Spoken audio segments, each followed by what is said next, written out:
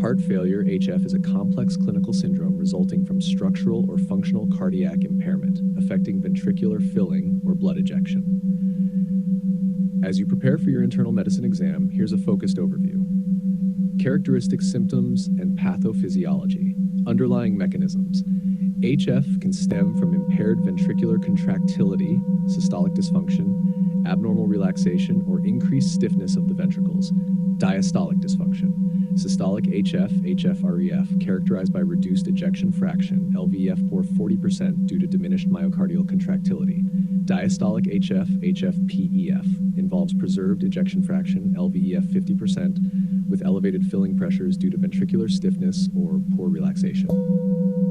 B. Clinical presentation and diagnosis. Symptoms: dyspnea, orthopnea, paroxysmal nocturnal dyspnea, and fatigue, with physical signs like edema, pulmonary congestion, and jugular venous distension. Diagnostic criteria. Diagnosis typically involves elevated natriuretic peptides, echocardiographic evidence of dysfunction, and signs of congestion. Echocardiography, echo, key imaging for assessing ejection fraction, ventricular dimensions, and wall motion. Natriuretic peptides. BNP and NT-proBNP levels aid in diagnosing and gauging HF severity. C. Classification by ejection fraction. HFrEF, LVEF for 40%, HFLF 41 to 49%, LVEF to 50%. NYHA functional classification ranges from I, no symptoms, to W, symptoms at rest. ACC-AHA stages from A, risk but no HF, to D, advanced symptoms requiring specialized interventions. D, treatment, medications diuretics for symptomatic relief of congestion. ACE inhibitors, ARBs, ARNIs, reduce afterload and remodel heart. Beta blockers, decrease myocardial oxygen demand and slow progression.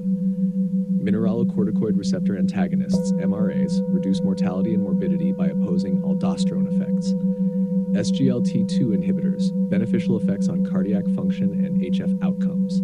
Device therapy, ICDs, prevent sudden cardiac death. CRT, improve heart function and symptoms in patients with dysynchrony. Advanced therapies include mechanical circulatory support and heart transplantation for refractory HF. E. Prognosis, influenced by severity of symptoms, degree of cardiac dysfunction, response to treatment, and comorbid conditions. Markers are of worse prognosis, persistent congestion, low systolic blood pressure, renal dysfunction, and elevated natriuretic peptides.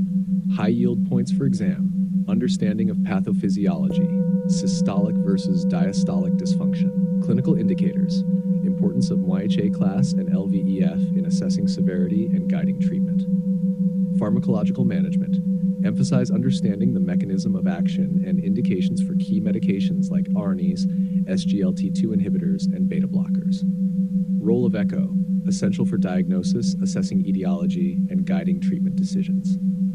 Focus on integrating these points with clinical scenarios in your studies to enhance diagnostic and management skills for heart failure, essential for your internal medicine exam preparation.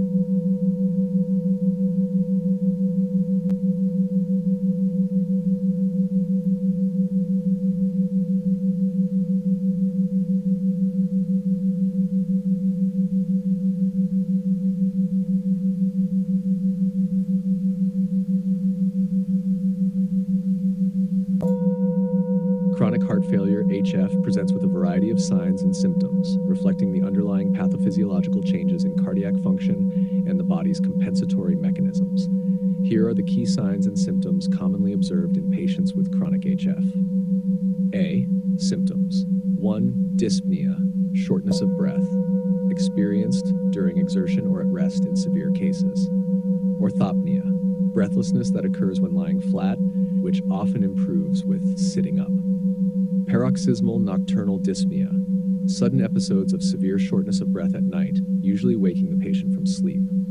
2. Fatigue and weakness, due to reduced blood flow to muscles and organs, resulting in decreased oxygen and nutrient delivery.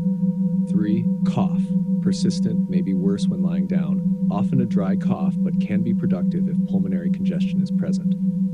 4. Edema, swelling in the legs, ankles, and feet due to fluid accumulation. In severe cases, abdominal swelling, ascites, may occur due to fluid retention. 5. Weight gain, rapid weight gain due to fluid retention. 6. Decreased appetite and nausea caused by congestion of the digestive tract and decreased blood flow. B. Signs. 1. Elevated jugular venous pressure, JV, a hallmark of right heart failure reflecting increased right atrial pressure. 2. Pulmonary crackles, heard on lung auscultation indicating fluid in the air spaces and small airways due to left-sided heart failure. 3. S3 heart sound, ventricular gallop, may be heard in dilated ventricles with rapid filling and is a sign of worsening heart failure. 4. Tachycardia, the heart often beats faster to compensate for reduced output. 5. Pitting edema, indentation remains when pressure is applied to swollen areas, particularly common in the lower extremities. 6. Hepatomegaly and ascites, enlargement of the liver and accumulation of fluid in the abdomen respectively due to congestion in the systemic circulation. 7. Cyanosis, a bluish discoloration of the skin and mucous membranes due to inadequate oxygenation of the blood. C. Compensatory mechanisms, signs. Peripheral vasoconstriction, skin may feel cool and clammy as blood flow is redirected to vital organs. Nocturia, increased urine production at night when the patient is recumbent, resulting from improved renal perfusion and mobilization of fluid. Understanding these signs and symptoms, along with their implications for cardiac function and systemic effects, is crucial for diagnosing and managing chronic heart failure effectively.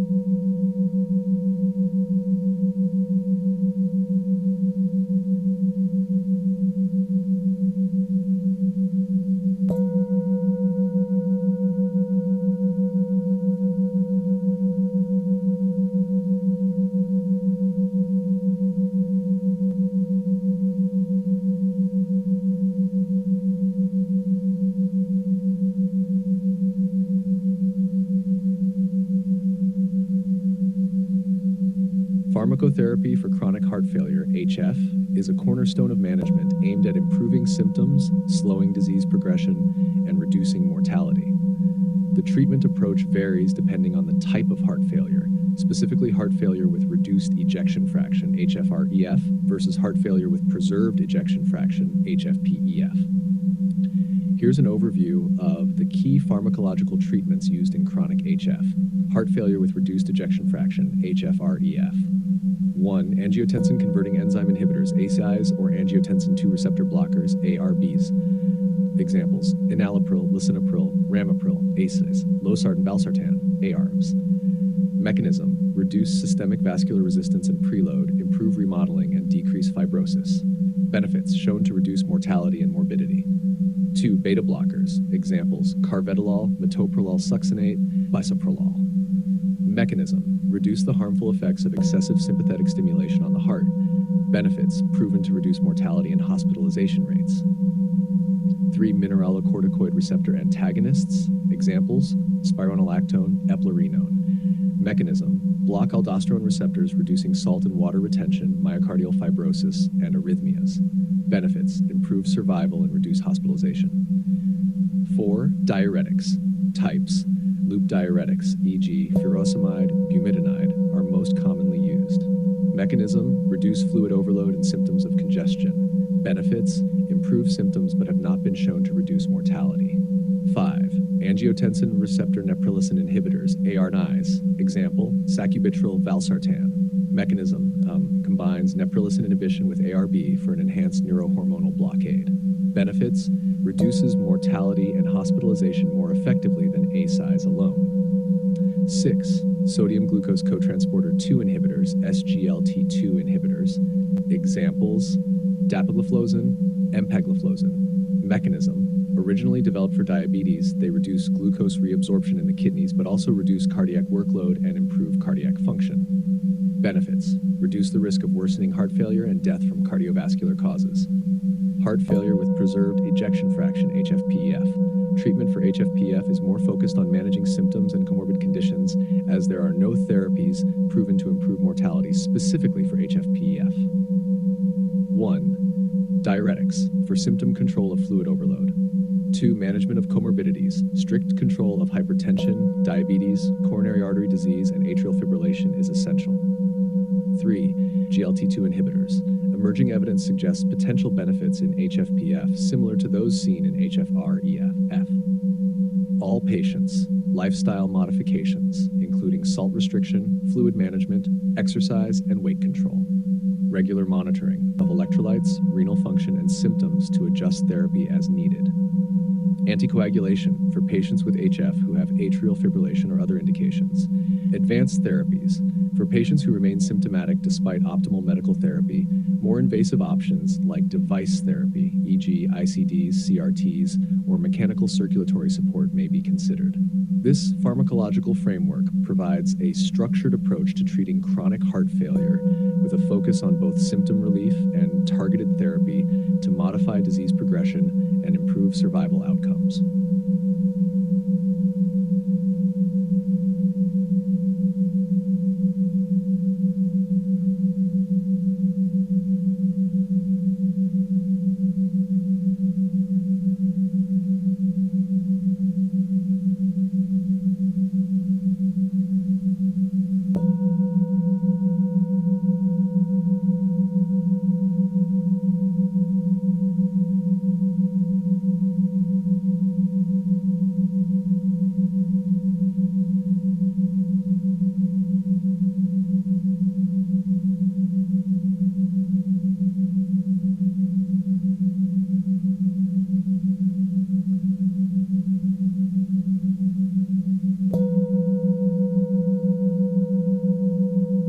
The treatment of chronic heart failure, HF, extends well beyond pharmacotherapy, encompassing a range of non-drug interventions that aim to improve quality of life, manage symptoms, and reduce hospitalization rates. Here's an overview of key non-pharmacological treatments and management strategies for chronic heart failure. 1. Lifestyle modifications. Dietary changes, salt restriction to less than 2 grams per day to help manage fluid retention. Patients are also advised to monitor fluid intake, especially if they have severe HF or renal dysfunction. Adherence to a heart-healthy diet like the DASH dietary approaches to stop hypertension or a Mediterranean diet can also help. Physical activity. Regular moderate exercise is recommended as tolerated to improve cardiovascular fitness and overall well-being. This should be tailored to the individual's symptoms and functional status. Weight management. Active management of body weight through diet and exercise, especially in obese patients, to reduce cardiovascular strain.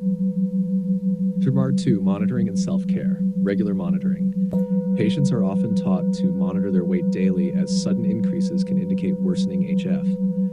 Monitoring blood pressure and heart rate at home can also help manage F more effectively. Symptom tracking. Keeping a log of symptoms such as swelling, fatigue, and changes in breathing or sleep patterns can help in adjusting treatment plans promptly. 3. Device therapy, implantable cardioverter defibrillators, ICDs, for patients at risk of sudden cardiac death due to ventricular arrhythmias. Cardiac resynchronization therapy, CRT, for patients with HF who have a prolonged QRS duration on their ECG, which indicates dysynchronous heart contraction. CRT can help to coordinate the timing of the right and left ventricles to improve heart efficiency. Ventricular assist devices, VADs, used for patients with severe heart failure as a bridge to transplant or as destination therapy when heart transplantation isn't an option. Number 4, surgical and procedural interventions, coronary artery bypass grafting, CABG, or percutaneous coronary interventions, PCI, for patients with coronary artery disease contributing to heart failure. A valve repair or replacement for HF patients with significant heart valve abnormalities. Transcatheter interventions, such as MitraClip for mitral regurgitation when conventional surgery is too risky. 5. Advanced heart failure management. Heart transplantation, considered for eligible patients with end-stage heart failure who do not respond to other treatments. Palliative care, focused on symptom management and quality of life for patients with advanced heart failure, addressing physical, psychological, and spiritual needs. Number 6, education and counseling. Patient education, crucial for self-management, including understanding when to seek medical help for signs of fluid overload or other complications. Psychological support, management of depression and anxiety, which are common in chronic HF patients, can improve overall treatment adherence and quality of life. Remote monitoring and telemedicine, telehealth. Regular virtual check-ins can help manage HF by adjusting treatment plans based on symptoms and vital signs monitored remotely. Remote monitoring devices, such as wearable technology that tracks heart rate, activity levels, and other vital signs, can alert patients and healthcare providers to potential problems before they require hospitalization. Integrating these non-pharmacological strategies into the overall treatment plan for heart failure is essential for optimizing patient outcomes and enhancing quality of life. Each patient's management plan should be individualized based on their specific needs, disease severity, and response to treatment.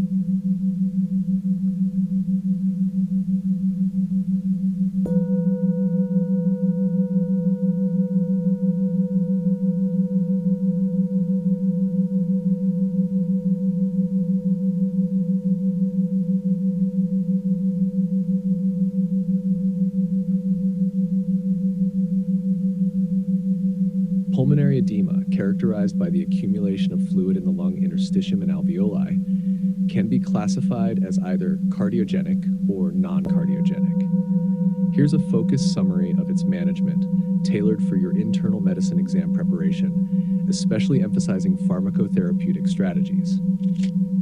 Cardiogenic pulmonary edema, caused by elevated pulmonary capillary hydrostatic pressure, typically due to acute heart failure. Non-cardiogenic pulmonary edema results from increased permeability of pulmonary capillaries due to conditions like ARDS, pneumonia, or acute respiratory distress. Clinical features: symptoms, progressive dyspnea, cough, potentially with pink frothy sputum, and signs of hypoxemia such as cyanosis and tachycardia. Physical signs include features like S3 gallop in cardiogenic types, jugular vein distension, peripheral edema, and pulmonary crackles. Diagnostics: chest X-ray shows perihilar alveolar opacities in a bat wing pattern for cardiogenic edema, more diffuse or patchy infiltrates in non-cardiogenic. ECG and cardiac biomarkers, important for identifying underlying cardiac causes, e.g. myocardial infarction. BNP levels, elevated in cardiogenic pulmonary edema 500 pg per milliliter, lower in non-cardiogenic 100 pg per milliliter. Echocardiography assesses cardiac function to confirm cardiogenic causes. Pharmacotherapy: loop diuretics, e.g. furosemide, first-line treatment for cardiogenic pulmonary edema to reduce fluid overload. Vasodilators: nitroglycerin, used in cardiogenic pulmonary edema, especially with hypertensive crises to reduce preload and afterload. Inotropes, e.g. dobutamine, used in cases with associated low cardiac output to improve myocardial contractility. Morphine, historically used for acute management to alleviate anxiety and reduce preload. However, its use is now controversial due to potential for respiratory depression. Nifedipine, specifically for high-altitude pulmonary edema, HAPE, to decrease pulmonary hypertension. Non-pharmacologic management, oxygen therapy, to correct hypoxemia. Ventilatory support, non-invasive ventilation, CPAP or BiPAP, or invasive mechanical ventilation, depending on the severity of respiratory distress and gas exchange abnormalities. Management of underlying causes, acute coronary syndrome, immediate management with revascularization if indicated. Heart failure, optimization of chronic heart failure therapy. ARDS and other non-cardiogenic causes. Treatment focuses on the underlying cause, e.g. antibiotics for pneumonia, corticosteroids for ARDS when indicated. Complications. Acute respiratory distress syndrome can evolve from or cause non-cardiogenic pulmonary edema. Respiratory failure may require advanced respiratory support and possibly lead to long-term complications.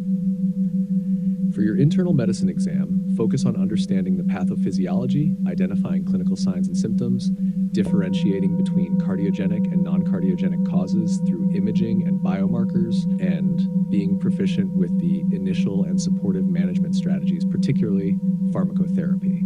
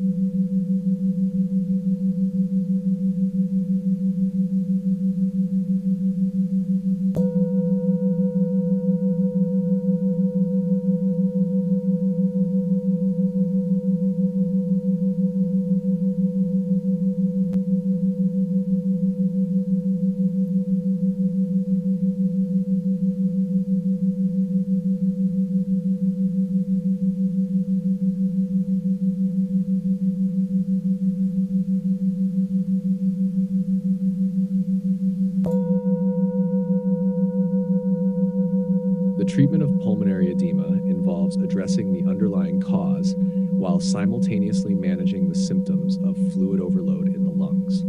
Pulmonary edema can be cardiogenic, typically caused by heart conditions like heart failure, or non-cardiogenic, resulting from increased permeability of pulmonary capillaries due to conditions such as ARDS or pneumonia. Here's a detailed approach to treating pulmonary edema, which includes both pharmacological and non-pharmacological strategies. Pharmacological treatment. 1. Loop diuretics. Examples: furosemide, bumetanide. Action: reduce blood volume and pulmonary congestion by increasing urine production. Usage: first-line treatment for cardiogenic pulmonary edema to alleviate symptoms of fluid overload. 2. Vasodilators. Examples: nitroglycerin, isosorbide dinitrate. Action: decrease cardiac preload and afterload, improving cardiac output and reducing pulmonary capillary pressure. Usage: effective in cardiogenic pulmonary edema, especially when accompanied by high blood pressure.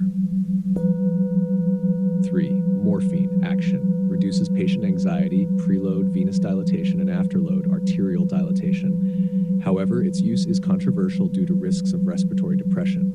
Usage: historically used in acute cardiogenic pulmonary edema, but less favored currently due to concerns over safety and respiratory compromise. 4. Inotropes. Examples: dobutamine, dopamine. Action: enhance cardiac output in heart failure patients with reduced ejection fraction. Usage: used when there is systolic dysfunction and low blood pressure indicating poor perfusion. 5. Oxygen therapy. Action: increases the oxygen content in the blood to treat hypoxemia. Usage: administer to all patients with pulmonary edema to correct hypoxemia. 6. Nifedipine. Action: calcium channel blocker that reduces pulmonary hypertension. Usage: specifically used in high-altitude pulmonary edema, HAPE. Non-pharmacological treatment. 1. Oxygen and ventilatory support. Non-invasive positive pressure ventilation, IPPV, like CPAP, continuous positive airway pressure, or BiPAP, bilevel positive airway pressure, can be very effective in reducing the work of breathing and improving oxygenation. Mechanical ventilation, used in severe cases of respiratory failure where NIPV is not adequate or when protective lung strategies are required, such as in ARDS. Number 2, positioning. Elevating the head of the bed helps decrease venous return to the heart and reduces pulmonary vascular congestion. 3. Management of underlying causes. Heart failure. Adjust or intensify the regimen of heart failure medications. Acute coronary syndrome, urgent revascularization if indicated. Volume overload, adjustment of fluid intake and dialysis in renal failure patients. ARDS or infection. Appropriate antibiotics and corticosteroids based on clinical guidelines. Monitoring and follow-up. Regular monitoring of respiratory and cardiac status through physical examination and the use of imaging and cardiac markers. Electrolytes and renal function should be monitored due to the potential side effects of diuretics and the risk of fluid shifts. Continuous assessment and adjustments of the therapeutic approach based on the patient's response to treatment. Conclusion. The effective management of pulmonary edema requires a comprehensive approach that combines addressing the immediate symptoms with treatments targeted at the underlying causes. Each patient's treatment must be individualized based on the specific etiology and their clinical status.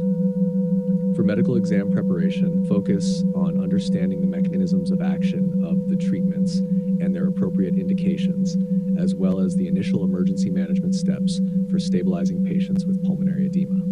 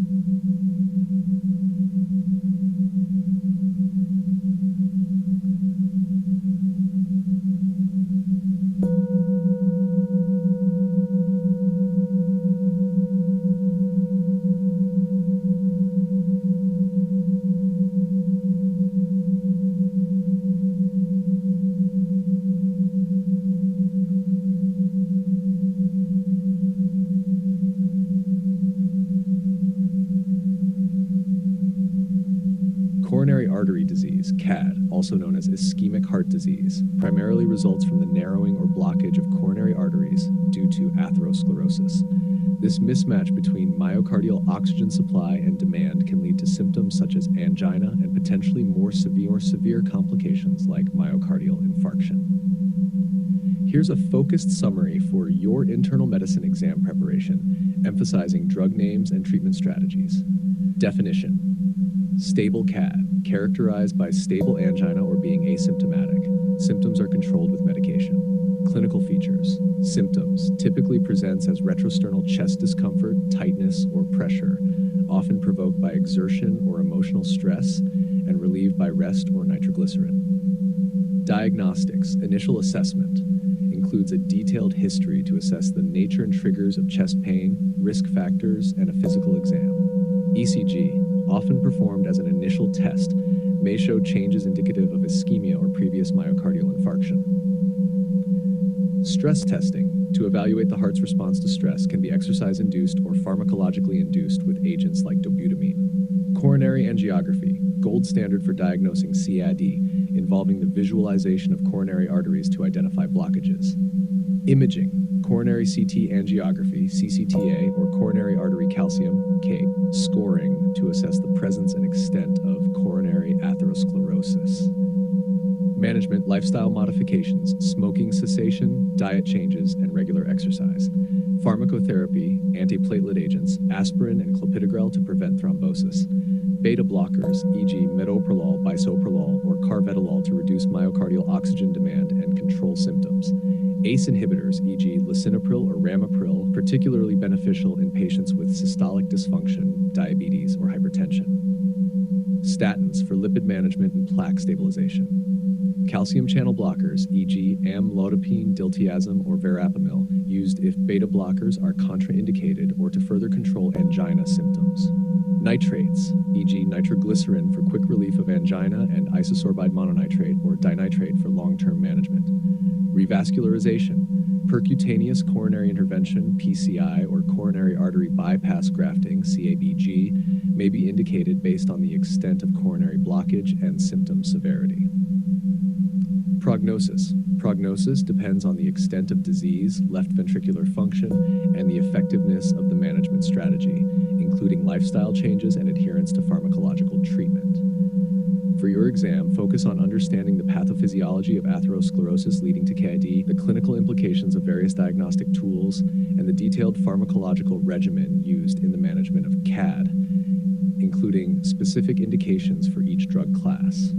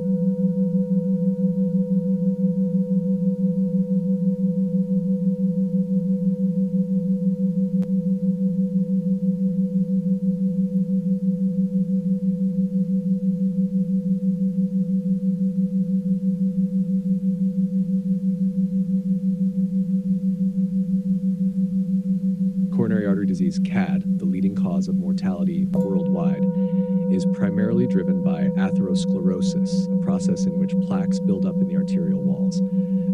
Understanding the risk factors is crucial for prevention and management. Here's an overview tailored for your internal medicine exam preparation.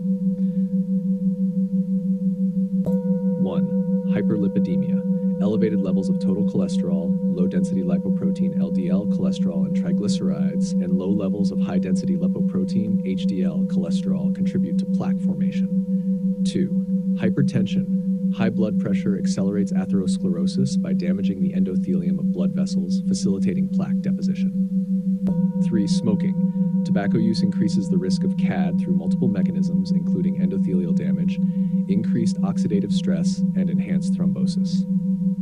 4. Diabetes mellitus. Diabetes markedly increases the risk of CAD by promoting dyslipidemia, endothelial dysfunction, and increased platelet aggregation.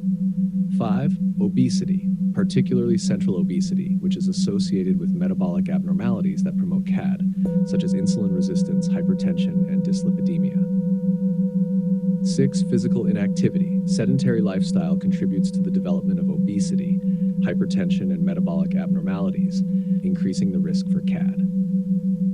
Major non-modifiable risk factors. 1. Age. The risk of developing CAD-D increases with age, particularly after the age of 45 in men and 55 in women. 2. Gender. Men are generally at higher risk at a younger age. The risk for women increases and may surpass that of men post-menopause.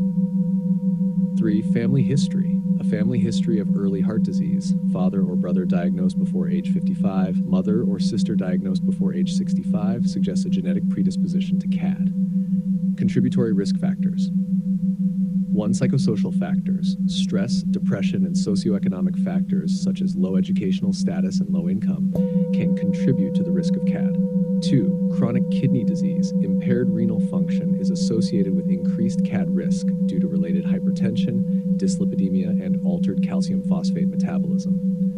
3. Inflammatory conditions. Conditions like rheumatoid arthritis and lupus, which have systemic inflammation, can increase the risk of atherosclerosis. 4. Sleep apnea. Obstructive sleep apnea can increase the risk of hypertension and, subsequently, CAD. 5. High sensitivity C-reactive protein, HSCRP, a marker of inflammation that, when elevated, is associated with a higher risk of CAD. 6. Hyperhomocysteinemia. Elevated levels of homocysteine have been linked to an increased risk of atherosclerosis. Emerging risk factors. 1. Lipoprotein A. High levels of lipoprotein A, a particle similar to LDL, have been linked to an increased risk of developing CAD. High fibrinogen levels. Fibrinogen contributes to clot formation and is considered a risk factor when elevated. Prevention and management. To mitigate the risk of developing CAD, focus on controlling modifiable risk factors through lifestyle interventions like diet, exercise, smoking cessation, and medical management of hypertension, diabetes, and lipid disorders. For your exam, ensure you understand each risk factor's contribution to CAD and the mechanisms by which they exacerbate atherosclerosis, as well as strategies for risk modification. This knowledge is pivotal for preventive cardiology and managing patients at risk for coronary artery disease.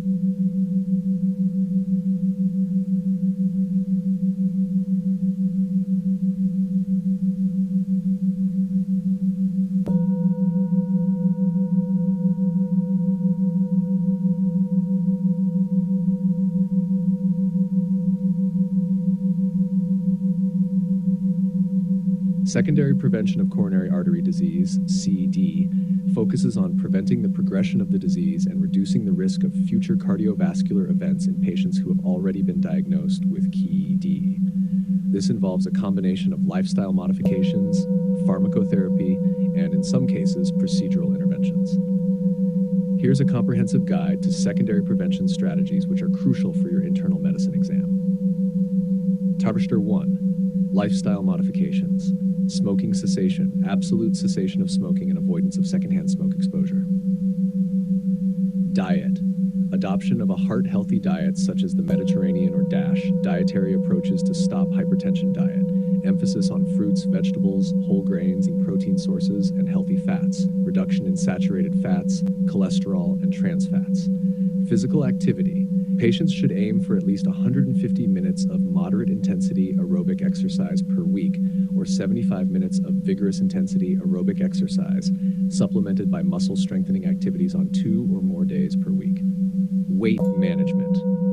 Achieve and maintain a healthy weight. This often involves a combination of diet and exercise.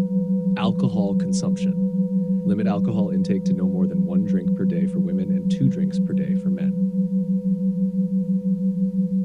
2. Pharmacotherapy. Antiplatelet agents. Aspirin, typically 75 to 100 milligrams daily. Nearly all patients with CAD should receive aspirin unless contraindicated. P2Y12 inhibitors, such as clopidogrel, particularly for patients following acute coronary syndrome, ACS, or those who have had stent placement. Statins, high-intensity statin therapy, e.g. atorvastatin 40 to 80 milligrams daily, or rosuvastatin 20 to 40 milligrams daily, is recommended to lower LDL cholesterol substantially. Beta blockers, especially for patients with prior myocardial infarction, symptomatic angina, or heart failure with reduced ejection fraction. ACE inhibitors or angiotensin receptor blockers, ARBs, for patients with diabetes, hypertension, left ventricular dysfunction, or chronic kidney disease. Calcium channel blockers and nitrates for symptom control in patients with angina. SGLT2 inhibitors for patients with diabetes to improve cardiovascular outcomes. GLP-1 receptor agonists can be considered for patients with type 2 diabetes for cardiovascular benefit. 3. Management of comorbid conditions. Hypertension. Target blood pressure typically 130/80 mmHg. Diabetes mellitus. Aim for an HbA1c level of less than 7% in most patients, unless lower targets are achievable without significant hypoglycemia or other adverse effects of treatment. Dyslipidemia. LDL cholesterol goals depend on the severity of risk, but are generally 70 milligrams per deciliters for very high-risk patients. Chronic kidney disease. Optimal control of blood pressure and blood glucose, use of ACE inhibitors or ARBs to slow the progression of kidney disease. 4. Monitoring and follow-up. Regular follow-up visits to monitor the effectiveness of the treatment plan, adherence to medications, and lifestyle changes. Periodic reevaluation of cardiovascular risk factors and adjustment of treatments as needed. 5. Education and psychosocial considerations. Patient education on recognizing symptoms of heart disease, managing risk factors, and understanding medications. Addressing psychosocial factors such as stress, depression, and anxiety, which can affect heart disease. 6. Procedural interventions. Ongoing assessment for the need for revascularization procedures such as percutaneous coronary intervention (PCI) or coronary artery bypass grafting (CABG) based on symptoms and ischemic risk. For your exam, focus on understanding these interventions not only individually, but also how they integrate into a comprehensive care plan for a patient with established coronary artery disease. The goal of secondary prevention is not just to treat the disease, but to improve overall cardiovascular health and quality of life.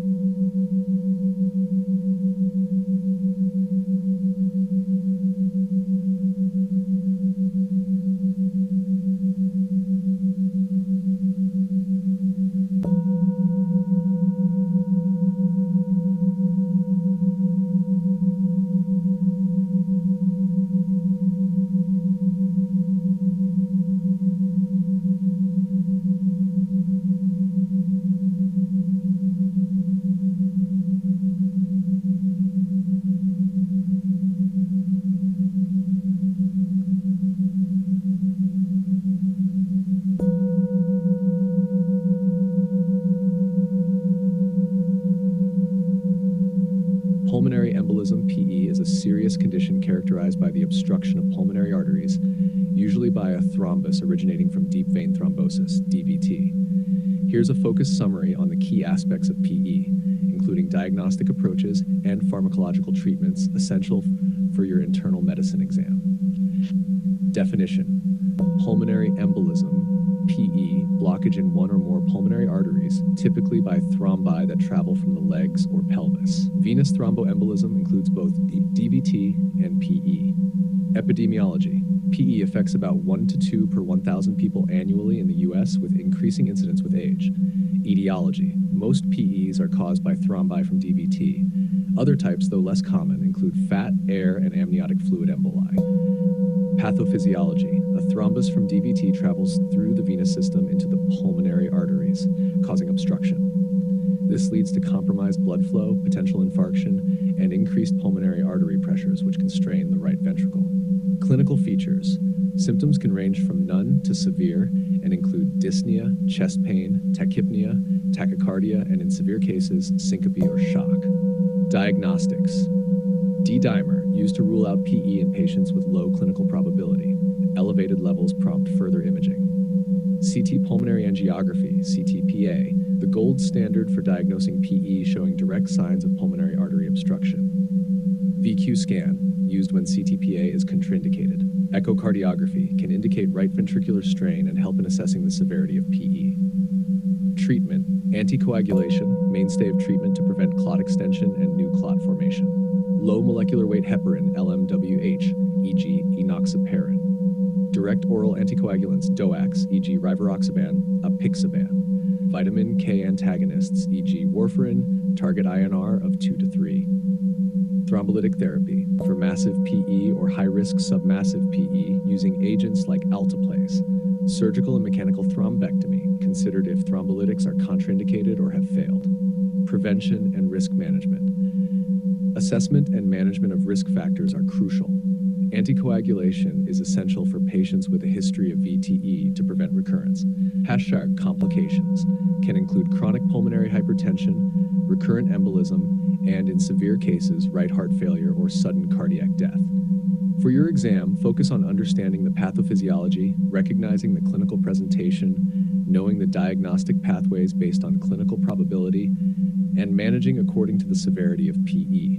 This comprehensive understanding will aid in prompt and effective patient care decisions.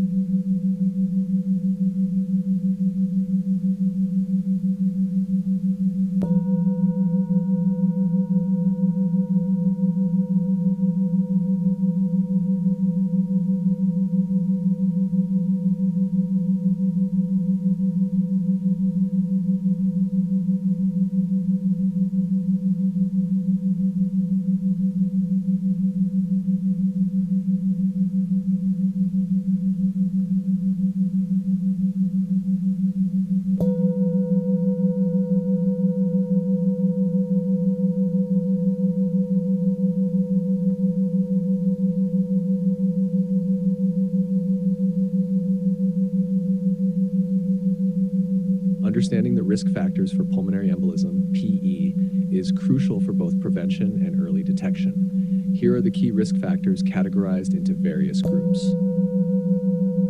1. Venous stasis. Immobility or sedentary lifestyle, extended periods of inactivity such as bed rest during hospitalization, long-haul flights, or confinement without movement. Paralysis. Decreased muscle function reduces venous return. 2. Endothelial injury. Surgery, especially orthopedic surgeries of the hip or knee, or major abdominal or pelvic surgery. Trauma, significant trauma or injury, particularly to the legs or pelvis. Central venous catheters can cause direct trauma to the endothelium of veins. 3. Hypercoagulability, inherited disorders, factor V Leiden mutation, prothrombin gene mutation, antithrombin deficiency, protein T, C, and S deficiencies. Acquired conditions, malignancy, cancer-associated thrombosis, pregnancy, postpartum period, estrogen-containing medications, oral contraceptives, hormone replacement therapy, antiphospholipid syndrome. Age, increased risk with advancing age.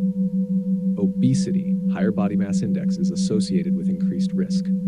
Smoking, tobacco use exacerbates hypercoagulability and affects blood flow. 4. Medical conditions, heart disease, especially heart failure, which can cause reduced mobility and venous stasis. Chronic inflammatory diseases, such as inflammatory bowel disease or rheumatoid arthritis. Severe infections can increase blood coagulability. Other factors: previous VTE, history of deep vein thrombosis, DVT, or pulmonary embolism. Prolonged travel, sitting for long periods during air travel or lengthy car trips. Varicose veins, though less commonly a direct risk factor for PE, they indicate poorer venous return. Special considerations. Cancer. Patients with active cancer or those receiving chemotherapy have a significantly elevated risk of thrombosis due to hypercoagulability induced by the cancer and its treatments. Preventive measures. Encouraging movement and early ambulation post-surgery. Use of prophylactic anticoagulation in high-risk patients during hospital stays. Education on lifestyle factors such as maintaining a healthy weight and avoiding smoking. Understanding these risk factors can help in the stratification of patients according to their risk of developing PE, thereby guiding prophylactic measures and monitoring strategies.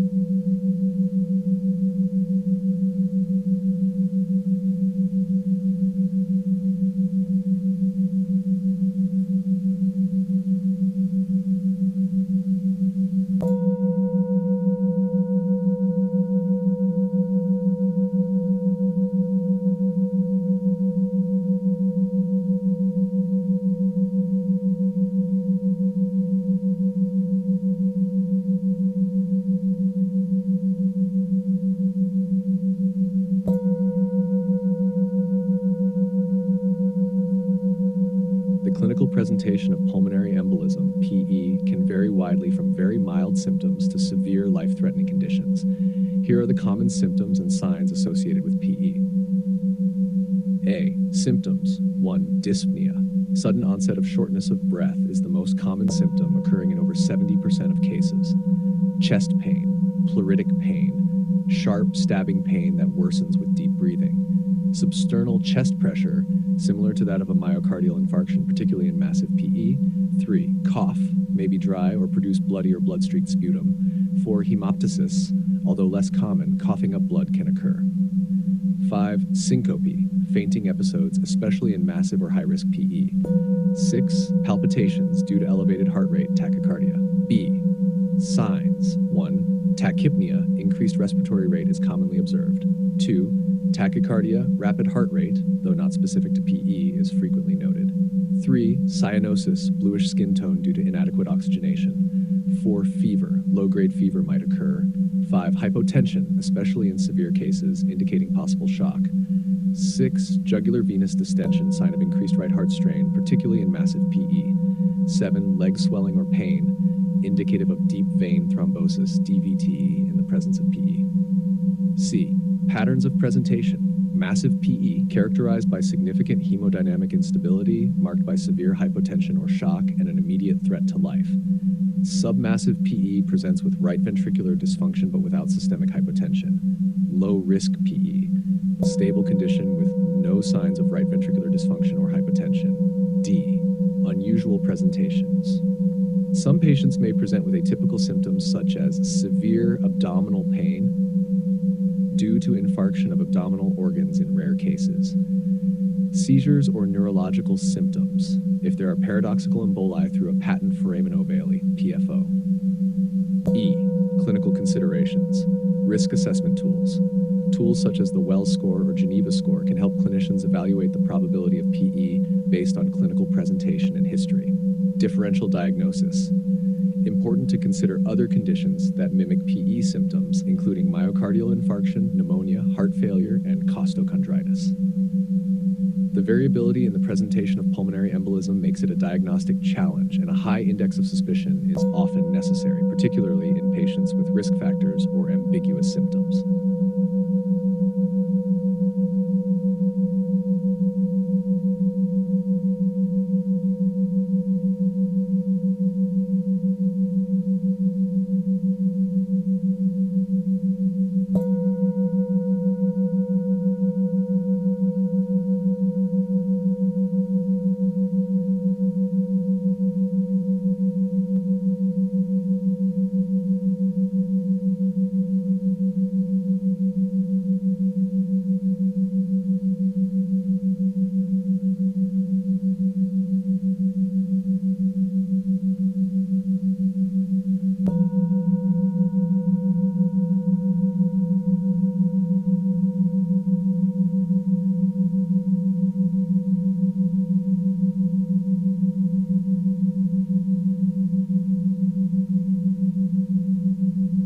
The treatment of pulmonary embolism, PE, is tailored based on the severity of the embolism and the overall risk profile of the patient. Here's a comprehensive overview. A. Initial management. 1. Stabilization. Ensure airway, breathing, and circulation. Administer oxygen if needed to maintain oxygen saturation 90%. 2. Hemodynamic support. For hypotensive patients, consider the cautious use of intravenous fluids. However, excessive fluid can worsen right heart strain. Vasopressors may be necessary if there is evidence of shock. B. Anticoagulation. 1. Initial therapy. Unfractionated heparin, UFH, preferred in patients who may require procedures, thrombolysis, surgery, or those with severe renal impairment. Low molecular weight heparin, LMWH, e.g., enoxaparin, is generally preferred due to its ease of use and predictable response. It is the standard treatment in stable patients without severe renal impairment.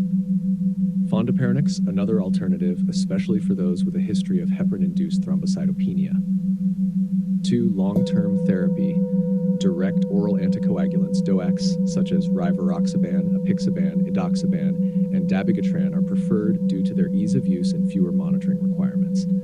Vitamin K antagonists, VKAs. Warfarin is used if DOACs are contraindicated, with careful monitoring of INR, target 2 to 3. C. Thrombolytic therapy, used in cases of massive PE or high risks of massive PE where there is evidence of hemodynamic instability or significant right ventricular dysfunction. Common agents include alteplase, streptokinase, urokinase. Note, thrombolytics carry a high risk of bleeding. Their use should be judicious. D. Surgical and other interventions. 1. Surgical embolectomy, considered if thrombolytics are contraindicated or have failed and the patient remains unstable. 2. Catheter-directed therapy, such as thrombectomy or local thrombolysis, may be an option in certain centers. 3. Inferior vena cava (IVC) filters, used if anticoagulation is contraindicated or as an adjunct in recurrent PE despite adequate anticoagulation. E. Supportive care. 1. Pain management, analgesics as needed.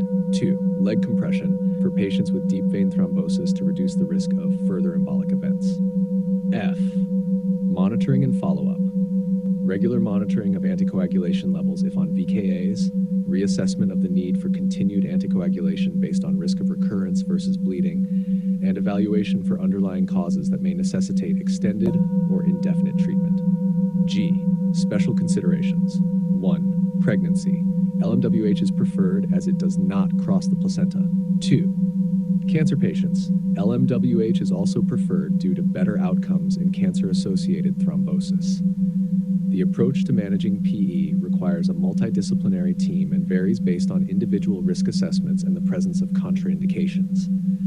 Prompt diagnosis and appropriate therapeutic intervention are crucial to improving outcomes and reducing the risk of mortality associated with pulmonary embolism.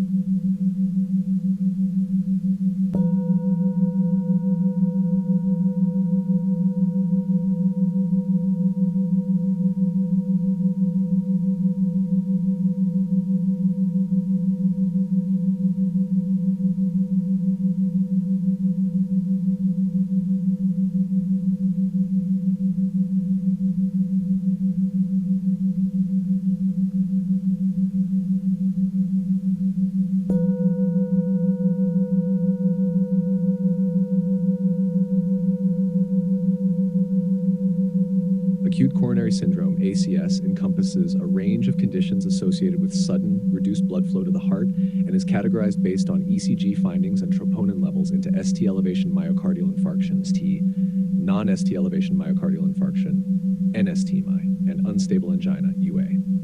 Here's a focused summary of the management strategies for ACS, highlighting the specific medications used. Our initial management: ECG and troponin, immediate assessment with a 12-lead ECG and measurement of cardiac troponin levels to differentiate between STEMI, NSTEMI, and UA. Oxygen, administer if hypoxemia is present, SpO2 90%. Aspirin, chewable aspirin, 160 to 325 milligrams immediately unless contraindicated. Nitroglycerin for chest pain relief unless contraindications like hypotension or right ventricular infarction are present. Anticoagulation, initiate immediately to prevent clot propagation. Options include unfractionated heparin, low molecular weight heparin, e.g. enoxaparin, bivalirudin, especially in patients undergoing PCI, fondaparinux.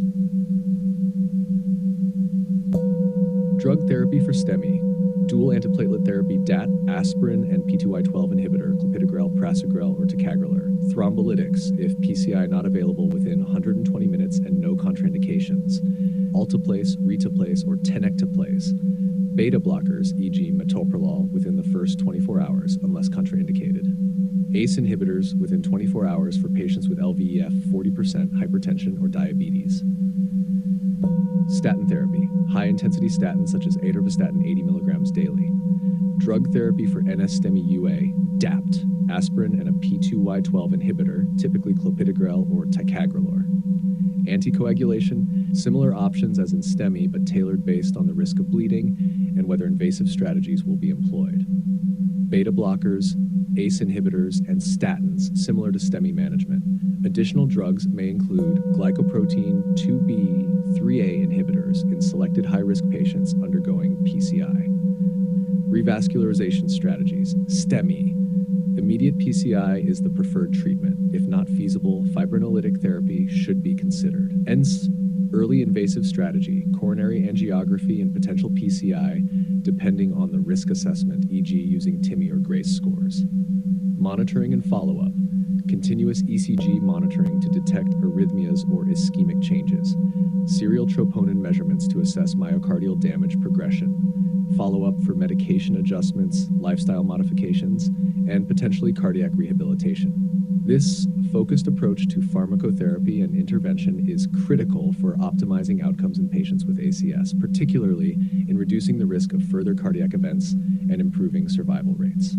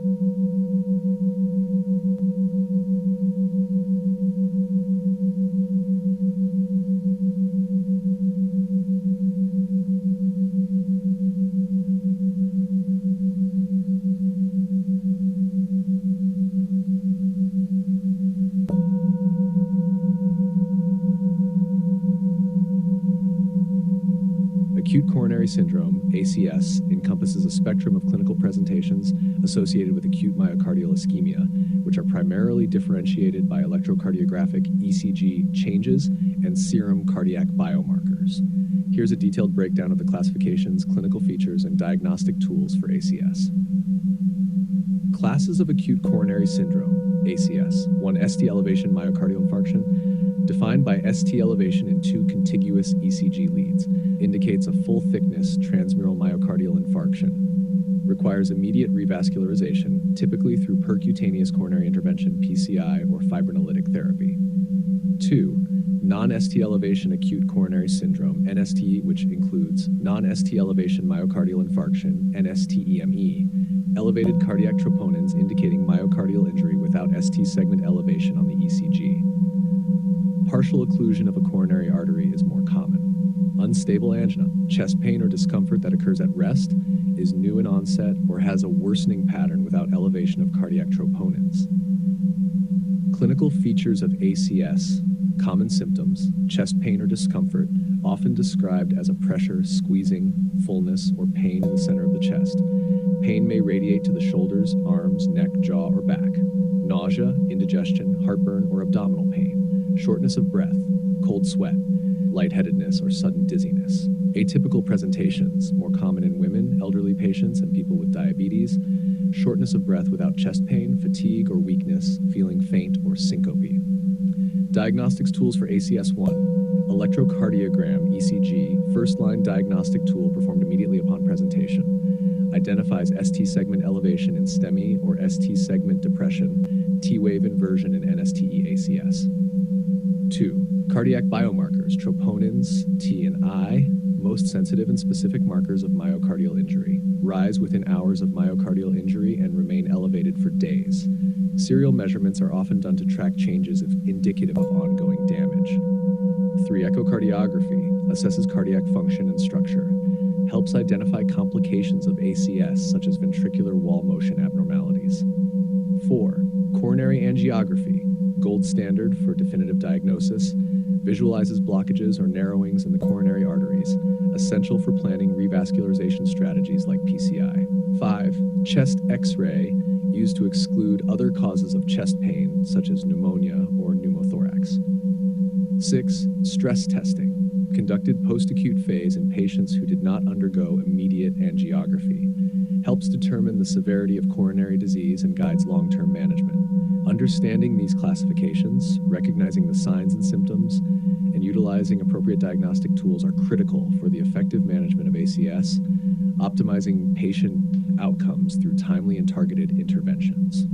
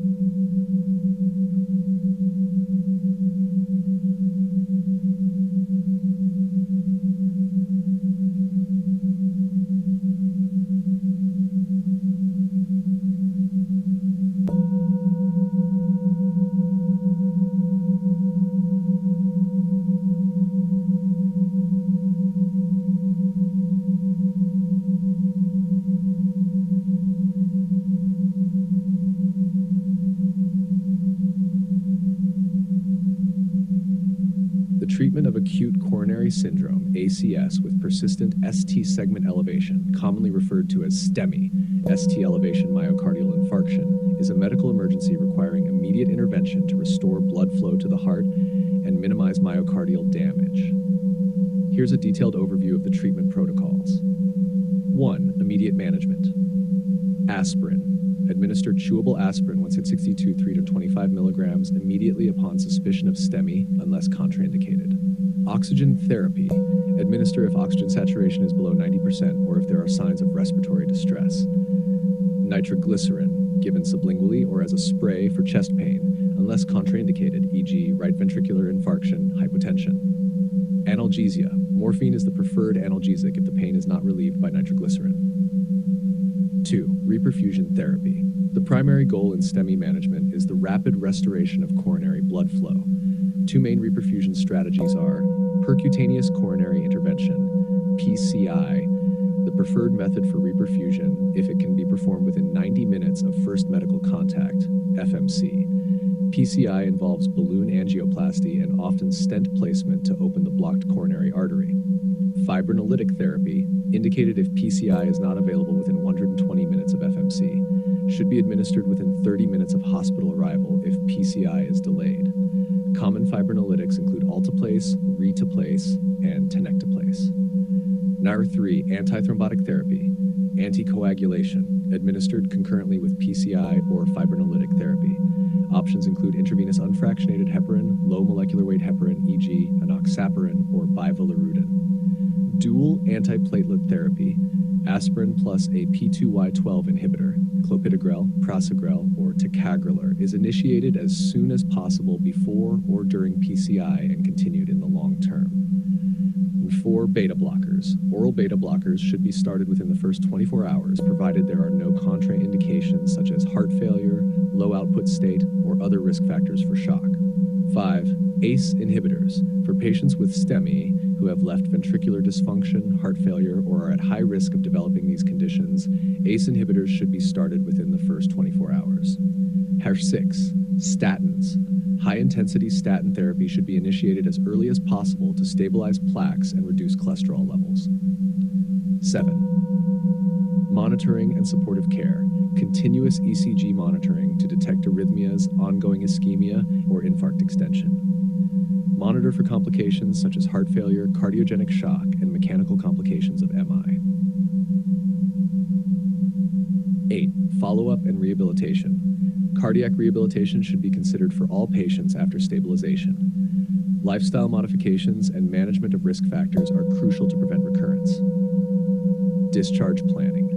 Patients should be discharged with a comprehensive plan including medications, DAP, statins, ACE inhibitors, beta blockers, lifestyle advice, follow-up appointments, and a clear understanding of warning signs of complications. Prompt initiation of these treatment steps is crucial for improving survival rates and outcomes in patients presenting with STEMI. Each step in the management plan is critical and must be executed swiftly to ensure the best possible patient outcomes.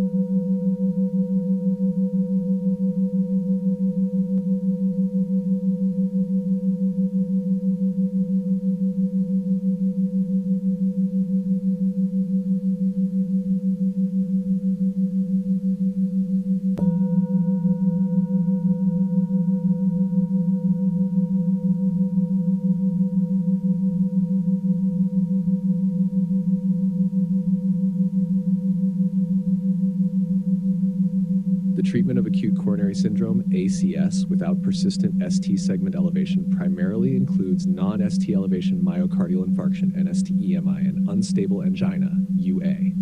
The management focuses on stabilizing the patient, preventing myocardial damage, and reducing the risk of future cardiovascular events. Here is a comprehensive approach. Number 1, initial medical therapy. Aspirin, administer immediately unless contraindicated, typically 162 to 325 milligrams chewable or non-enteric coated. P2Y12 inhibitors. A loading dose of a P2Y12 inhibitor such as clopidogrel, ticagrelor, or prasugrel should be given as soon as NSTEMI or UA is diagnosed. Anticoagulation.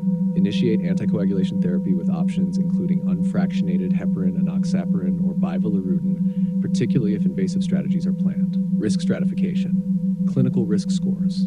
Use tools like the TIMI risk score or GRACE score to assess the risk of death or ischemic events, which helps guide the urgency and approach for further invasive interventions. #3. Non-invasive testing.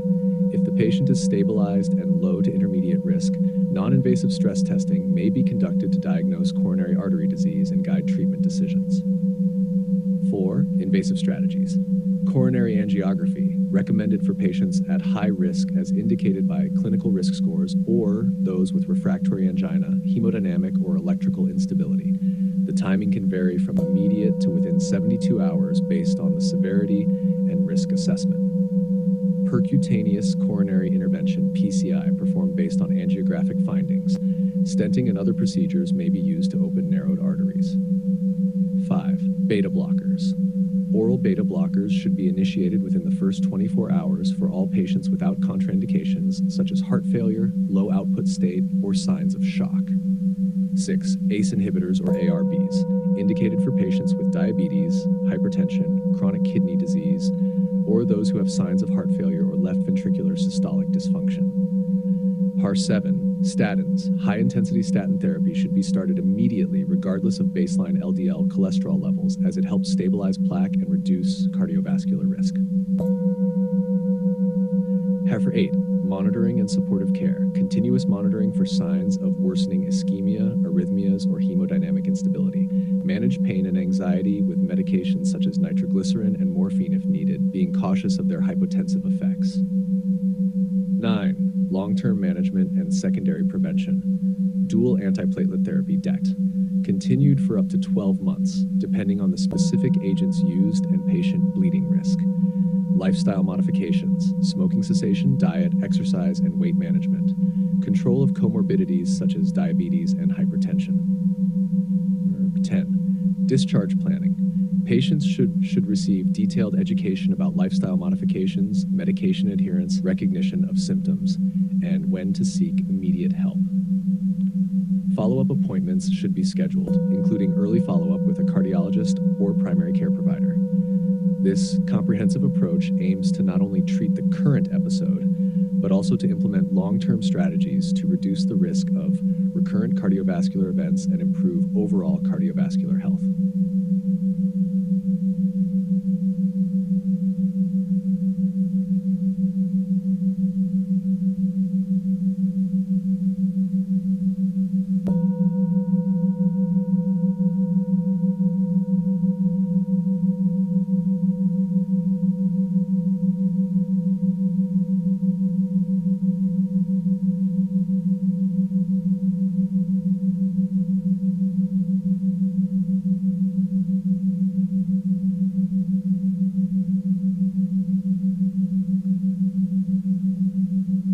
Here's a concise summary tailored for your internal medicine exam preparation, focusing on atherosclerotic cardiovascular disease, ASCVD. CASH classes and criteria. ASCVD includes conditions like coronary artery disease, CAD, peripheral artery disease, PAD, and cerebrovascular disease, which are manifestations of atherosclerosis. Diagnostic classification, based on clinical presentation, e.g. acute coronary syndrome, stable angina, stroke, and imaging findings, e.g. coronary artery calcification. Clinical features. Symptoms vary by disease type, but often include chest pain or discomfort, angina, breathlessness, and fatigue. Peripheral artery disease, leg pain while walking, claudication. Cerebrovascular disease, sudden numbness or weakness in the face, arm, or leg, especially on one side of the body. Confusion, trouble speaking or understanding speech. Diagnostic tools. Imaging includes angiography for CAD, carotid ultrasound for carotid artery disease, and ankle brachial index, ABI, for PAD. Blood tests, lipid profiles, including LDL and HDL cholesterol, triglycerides, and markers like high-sensitivity C-reactive protein, HSCRP. Coronary calcium score, assessed via CT scan to measure the extent of calcific deposits in the coronary arteries, indicative of atherosclerosis. Pharmacological management. Statins, first line for cholesterol management, e.g. atorvastatin, rosuvastatin. Antiplatelet agents, aspirin and P2Y12 inhibitors, e.g. clopidogrel, are used to prevent thrombotic events.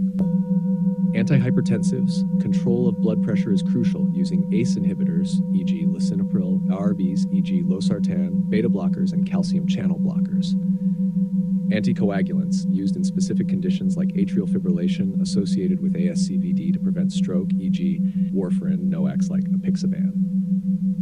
Other lipid-lowering agents include PCSK9 inhibitors, e.g. evolocumab, alirocumab, for patients with very high cardiovascular risk or those who do not reach LDL targets with statins and ezetimibe alone. Non-pharmacological management, lifestyle modifications.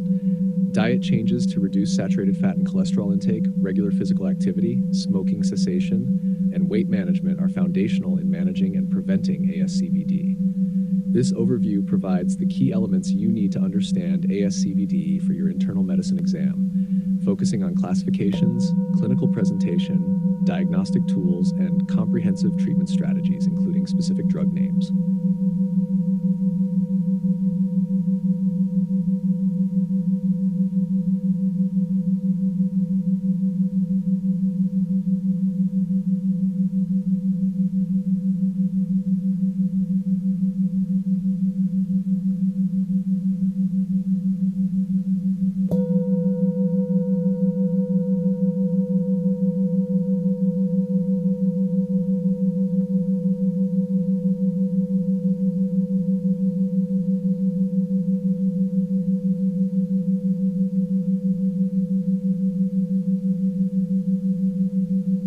Primary prevention of cardiovascular diseases, CVD, involves taking steps to prevent the development of CVD in individuals who have not yet exhibited symptoms or been diagnosed with cardiovascular conditions. Here's a focused overview, especially helpful for your internal medicine exam. General principles. Goal: reduce or eliminate modifiable risk factors to prevent the onset of CVD. Target population: individuals without clinically manifest CVD, but who may have risk factors such as hypertension, dyslipidemia, diabetes, smoking, or obesity. Risk assessment. Risk calculators. Tools like the Framingham Risk Score or the ACC-AHA pooled cohort equations assess the 10-year risk of atherosclerotic cardiovascular disease, ASCVD, based on factors such as age, cholesterol levels, blood pressure, diabetes status, and smoking habits. Regular screening. Recommendations include checking blood pressure regularly, lipid profile assessments every 4 to 6 years for adults, and more frequent assessments for those with elevated risk. Lifestyle modifications. Diet. Adopt diets rich in fruits, vegetables, whole grains, and lean proteins. Limit intake of saturated fats, trans fats, and sodium. The Mediterranean and DASH diets are often recommended. Physical activity. At least 150 minutes per week of moderate intensity aerobic activity or 75 minutes per week of vigorous intensity aerobic activity. Weight management. Achieve and maintain a healthy body weight, targeting a BMI between 18.5 and 24.9 kilograms per square. Smoking cessation. Strongly advise all tobacco users to quit. Provide or refer for counseling and pharmacotherapy. Pharmacological interventions. Statins. For individuals with elevated cardiovascular risk, typically LDL cholesterol of 190 milligrams per deciliters, or diabetes patients aged 40 to 75 years with LDL-C 70 to 189 milligrams per deciliters. Aspirin, considered for select adults aged 40 to 70 years who are at higher cardiovascular risk but not at increased bleeding risk. Not recommended routinely for primary prevention according to recent guidelines due to the risk of bleeding outweighing benefits. Blood pressure management. Antihypertensive treatment recommended for individuals with a blood pressure of 130/80 millimeter Hg or higher, depending on associated risk factors. Diabetes management. Control of blood glucose levels and consideration of medications with proven cardiovascular benefits, e.g. SGLT2 inhibitors, GLP-1 receptor agonists. Hash monitoring and follow-up. Regular checkups. Monitor risk factors regularly and adjust treatment strategies as needed. Education and empowerment. Educate patients on recognizing and managing risk factors and symptoms of potential cardiovascular issues. Primary prevention strategies are crucial in reducing the incidence of cardiovascular diseases and require a combination of lifestyle interventions and, where appropriate, pharmacological treatments to manage risk factors effectively.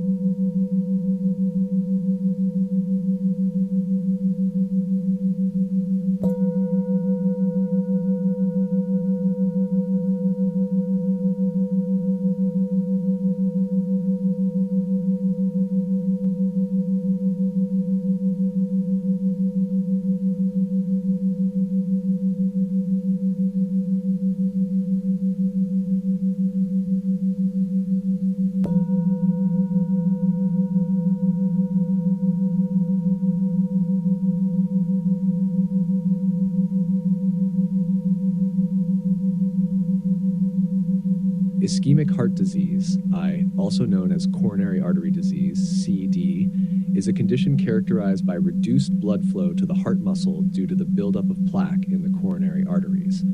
This leads to a mismatch between myocardial oxygen supply and demand, particularly during increased cardiac workload.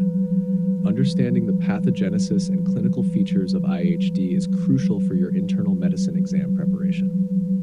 Pathogenesis of ischemic heart disease. 1. Atherosclerosis, initial damage, endothelial injury caused by factors such as hypertension, smoking, diabetes, and hyperlipidemia. Plaque formation, low-density lipoprotein, LDL cholesterol infiltrates the endothelium, gets oxidized, and initiates an inflammatory response. Monocytes transform into macrophages and ingest oxidized LDL, becoming foam cells that contribute to the fatty streaks.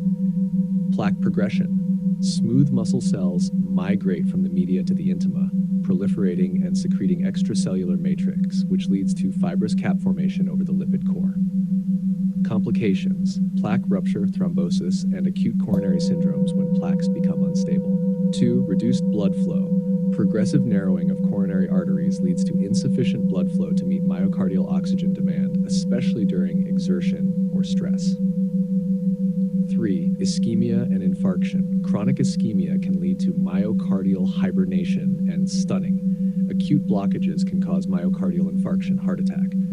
Clinical features of ischemic heart disease. 1. Angina pectoris, stable angina.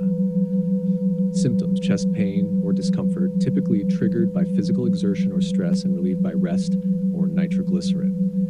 Nature of pain, often described as a pressure, heaviness, or squeezing sensation in the chest, may radiate to the arms, neck, jaw, or back. Duration usually lasts for a few minutes. 2. Acute coronary syndrome, unstable angina, STEMI. Unstable angina, increased frequency or intensity of chest pain at rest or minimal exertion, not relieved by nitroglycerin. NSTEMI and STEMI, severe chest pain with similar characteristics to angina, but more intense and not relieved by rest, associated with myocardial damage evidenced by elevated cardiac biomarkers, troponins. 3. Atypical presentations, elderly, women, and diabetics, more likely to present with atypical symptoms such as shortness of breath, nausea, vomiting, and epigastric discomfort. Silent ischemia occurs without any symptoms, more common in diabetics. 4. Physical signs, general, pale, diaphoretic, sweaty, possibly hypotensive in severe cases. Cardiac exam may reveal a fourth heart sound, S4 gallop, indicative of stiffened left ventricle due to chronic ischemia. Complications: signs of heart failure like pulmonary rales, jugular venous distension, and peripheral edema may develop if significant myocardial damage has occurred. Diagnostic tools. 1. Electrocardiogram, ECG, detects ischemic changes, arrhythmias, and helps in the differentiation between stable angina, NSTEMI, and STEMI. 2. Echocardiography, assesses myocardial function, wall motion abnormalities, and overall cardiac performance. 3. Coronary angiography, gold standard for visualizing the extent and severity of coronary artery blockages.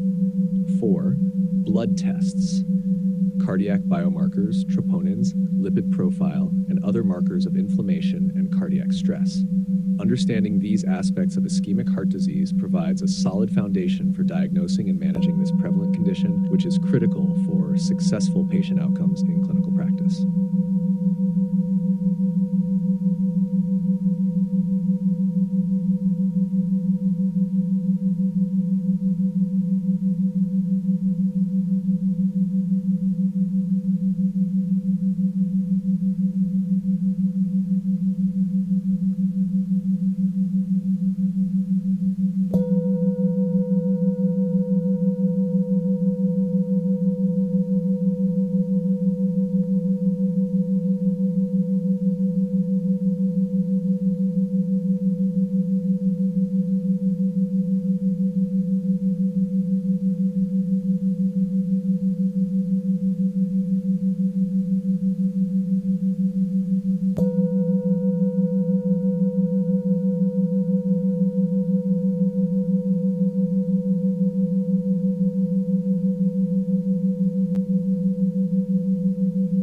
Invasive treatment in cardiology involves procedures that physically enter the body to treat cardiovascular diseases, particularly those affecting the heart and its associated blood vessels.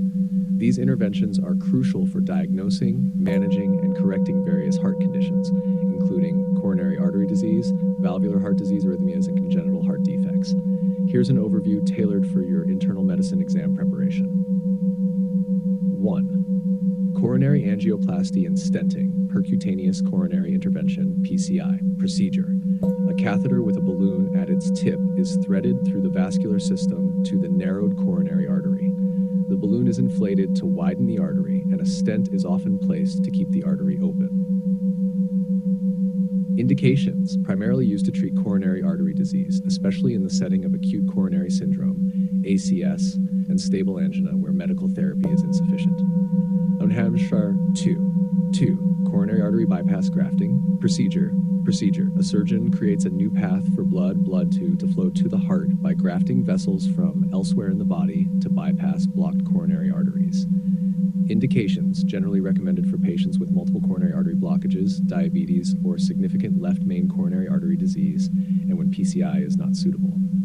3. Valve repair or replacement. Procedure can be performed via open heart surgery or minimally invasive techniques such as transcatheter aortic valve replacement, TAVR, or repair, TMVR for the mitral valve. Indications, used in the treatment of severe valve diseases like stenosis or regurgitation, which can be congenital or acquired, e.g. from rheumatic heart disease or degeneration. #4. Cardiac electrophysiology studies, EPS, and ablation. Procedure. EPS diagnose rhythm abnormalities, and ablation can correct them by destroying small areas of heart tissue that cause abnormal electrical signals. Indications. Treat arrhythmias such as atrial fibrillation, atrial flutter, supraventricular tachycardias, and ventricular tachycardia. 5. Implantable devices. Types and procedures. Pacemakers. Devices that control abnormal heart rhythms. They prompt the heart to beat at the correct pace. Implantable cardioverter defibrillators, ICDs, devices similar to pacemakers but capable of delivering a shock to the heart if a life-threatening heart rhythm is detected. Cardiac resynchronization therapy, CRT, devices that improve the heart's timing and enhance its efficiency, particularly in heart failure patients. Indications, arrhythmias, heart failure, and prevention of sudden cardiac death. 6. Endovascular procedures. Procedure includes angioplasty and stenting of peripheral arteries and aorta, endovascular aneurysm repair, EVAR, and thrombectomy. Indications, peripheral artery disease, PAD, aortic aneurysms, carotid artery disease, and acute limb ischemia. 7. Atherectomy. Procedure, removal of atherosclerosis from blood vessels using a catheter equipped with a cutting device. Indications, used in peripheral and coronary arteries where traditional balloon angioplasty and stenting may not be suitable or effective. 8. Septal defect repair. Procedure, closure of defects in the heart walls, such as atrial or ventricular septal defects, using implants or open surgery. Indications, congenital heart defects that cause shunting of blood or heart failure. Training and considerations. Specialized training. Cardiologists performing invasive procedures typically undergo additional training in interventional cardiology or cardiovascular surgery. Risks and considerations. These procedures carry risks such as bleeding, infection, arrhythmias, and in rare cases, more severe complications like heart attack or stroke. Decisions regarding invasive interventions consider the overall risk-benefit ratio and patient-specific factors. These invasive treatments play a vital role in the management of complex cardiovascular conditions, offering alternatives when medicinal therapies do not provide adequate control or when long-term benefits outweigh the risks associated with surgery.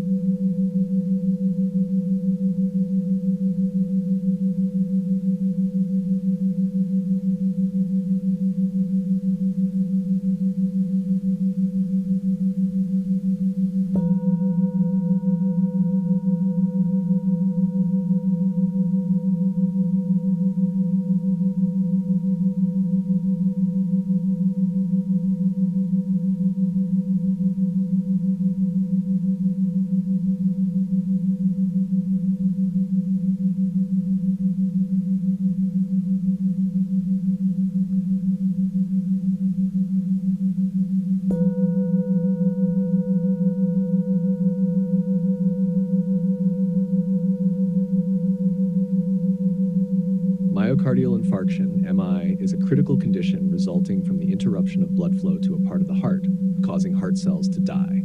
This is typically due to occlusion of coronary arteries by atherosclerosis, thrombosis, or a mismatch between oxygen supply and demand. Here is a concise summary focusing on the classification, clinical features, diagnostics, and essential medications related to MI, especially useful for your internal medicine exam preparation. Classification of myocardial infarction. Type 1 MI, caused by atherosclerotic plaque disruption and thrombosis in coronary arteries. Type 2 results from an imbalance in myocardial oxygen supply and demand, not directly associated with acute plaque rupture. Type 3, fatal MI, where death occurs before biomarkers can be collected. Type 4 MI, related to percutaneous coronary interventions, PCI. Type 4A occurs within 48 hours post-PCI. Type 4B due to stent thrombosis. Type 4C associated with restenosis post-PCI. Type 5 MI related to coronary artery bypass graft surgery. Clinical features. Classic symptoms: sudden severe chest pain, retrosternal, radiating to the left arm, shoulder, neck, jaw, or back, often accompanied by nausea, sweating, and shortness of breath. Atypical presentations, more common in women, diabetics, and the elderly, may include minimal pain or silent MIs. Associated symptoms: dyspnea, dizziness, syncope, palpitations, or sudden onset of fatigue. Diagnostic tools: ECG, first-line diagnostic tool. Look for ST elevations, T-wave inversions, new left bundle branch block, or pathological Q waves. Cardiac biomarkers, primarily cardiac troponins, troponin T and I, which are highly specific markers of myocardial injury. Coronary angiography, gold standard for diagnosing and treating coronary artery blockages. Echocardiography, used to assess ventricular function and detect complications like ventricular wall motion abnormalities. Key medicatelets, aspirin and a P2Y12 inhibitor, clopidogrel, prasugrel, or ticagrelor, are standard for preventing thrombus formation. Anticoagulants, heparin or low molecular weight heparins to prevent further thrombosis. Beta blockers, reduce myocardial oxygen demand and improve survival, contraindicated in cases of heart failure or low output states. ACE inhibitors, ARBs, prescribed within the first 24 hours, particularly for patients with systolic dysfunction, hypertension, or diabetes. Statins, high-intensity statins are recommended to reduce cholesterol levels and stabilize plaques. Nitrates, for symptomatic relief of chest pain. Be cautious with use in right ventricular MI or if the patient has used phosphodiesterase inhibitors. Analgesics, morphine for pain management, used cautiously due to potential for hypotension. Essential points to know. Early and accurate diagnosis and treatment are critical to improving outcomes. Lifestyle modifications and management of risk factors are crucial for prevention of MI and its recurrence. Familiarize yourself with the regional protocols for the management of acute MI to ensure timely care. Understand the importance of a multidisciplinary approach, including cardiology, radiology, and emergency medicine, to optimize patient outcomes in MI cases. This structured overview provides a focused guide on myocardial infarction, combining critical clinical knowledge with key pharmacologic treatments that are essential for handling cases effectively in a medical setting.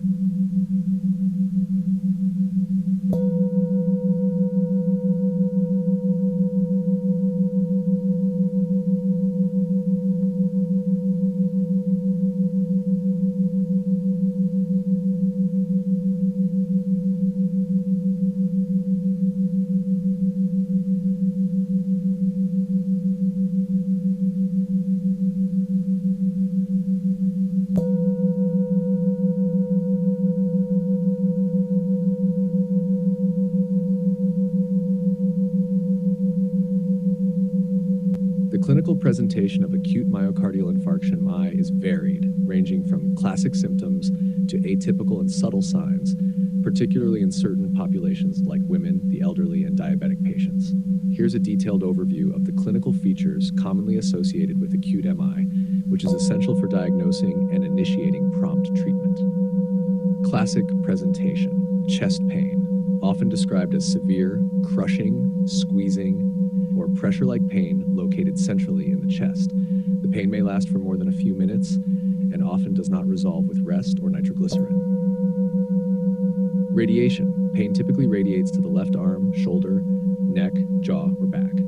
Associated symptoms: dyspnea, shortness of breath, which may occur before or alongside chest pain. Diaphoresis, excessive sweating. Nausea and vomiting, often accompanying the pain. Palpitations, irregular heartbeat, dizziness, or lightheadedness can lead to syncope, fainting in more severe cases. Anxiety, often described as a feeling of impending doom. Atypical presentation, abdominal pain, especially in the epigastric area, which may mimic heartburn or indigestion. Silent myocardial infarction lacks the typical symptoms and may be noticed only by ECG changes or later complications, more common in diabetic patients due to neuropathy. Weakness or fatigue, general malaise or unusual tiredness without obvious cause. Atypical symptoms in women and the elderly, more likely to experience breathlessness, jaw or back pain, and nausea rather than the classic chest pain. Specific scenarios. Right ventricular infarction may present with hypotension, clear lung fields, and elevated jugular venous pressure without significant chest pain.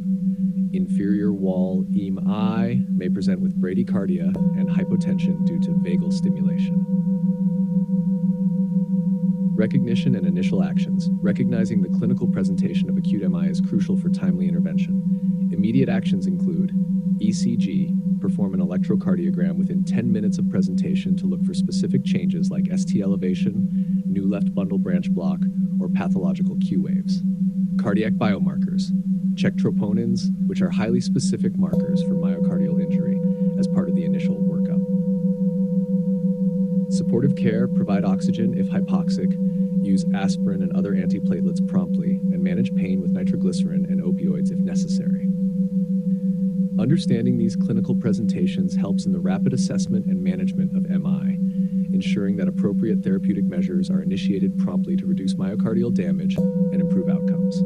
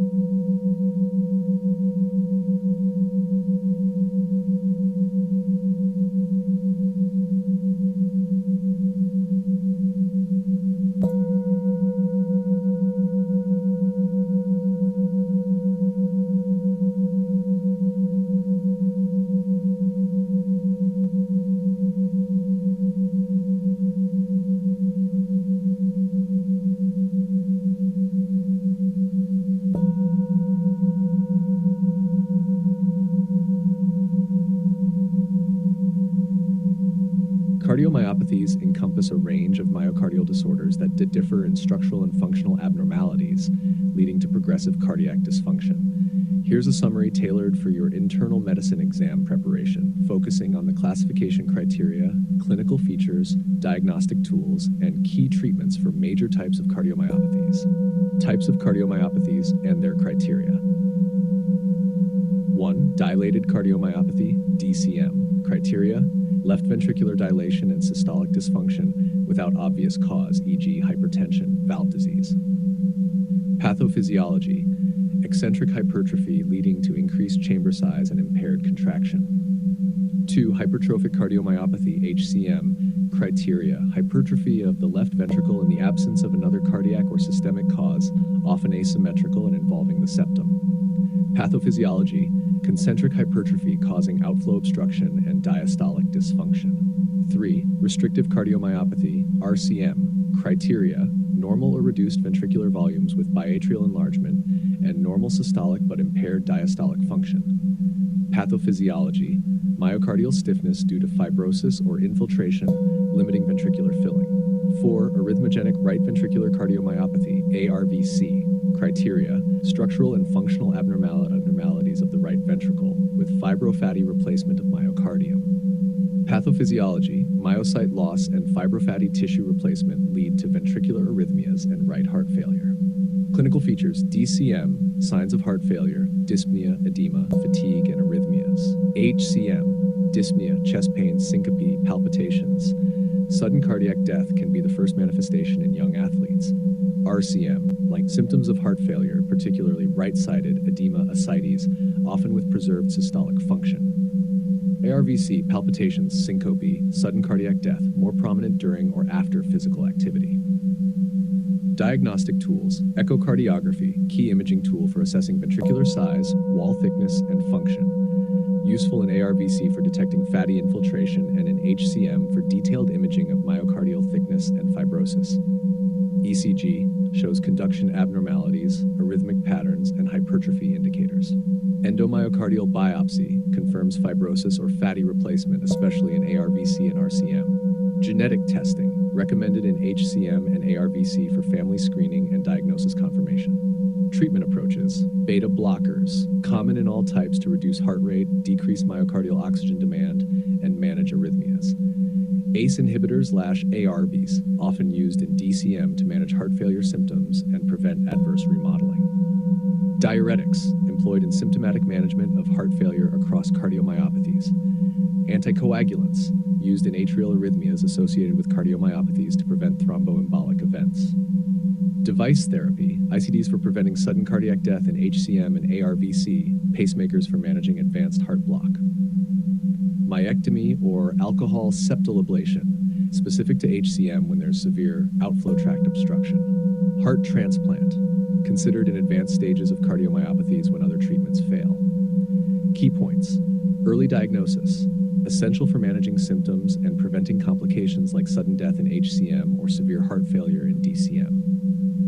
Family screening, important in hereditary conditions like HCM and ARVC for early intervention. Lifestyle modification, critical in all cardiomyopathies to reduce heart strain, including activity modification and diet. Understanding these details will provide a solid foundation for managing patients with various cardiomyopathies, aiding in diagnosis, treatment, and overall care strategies.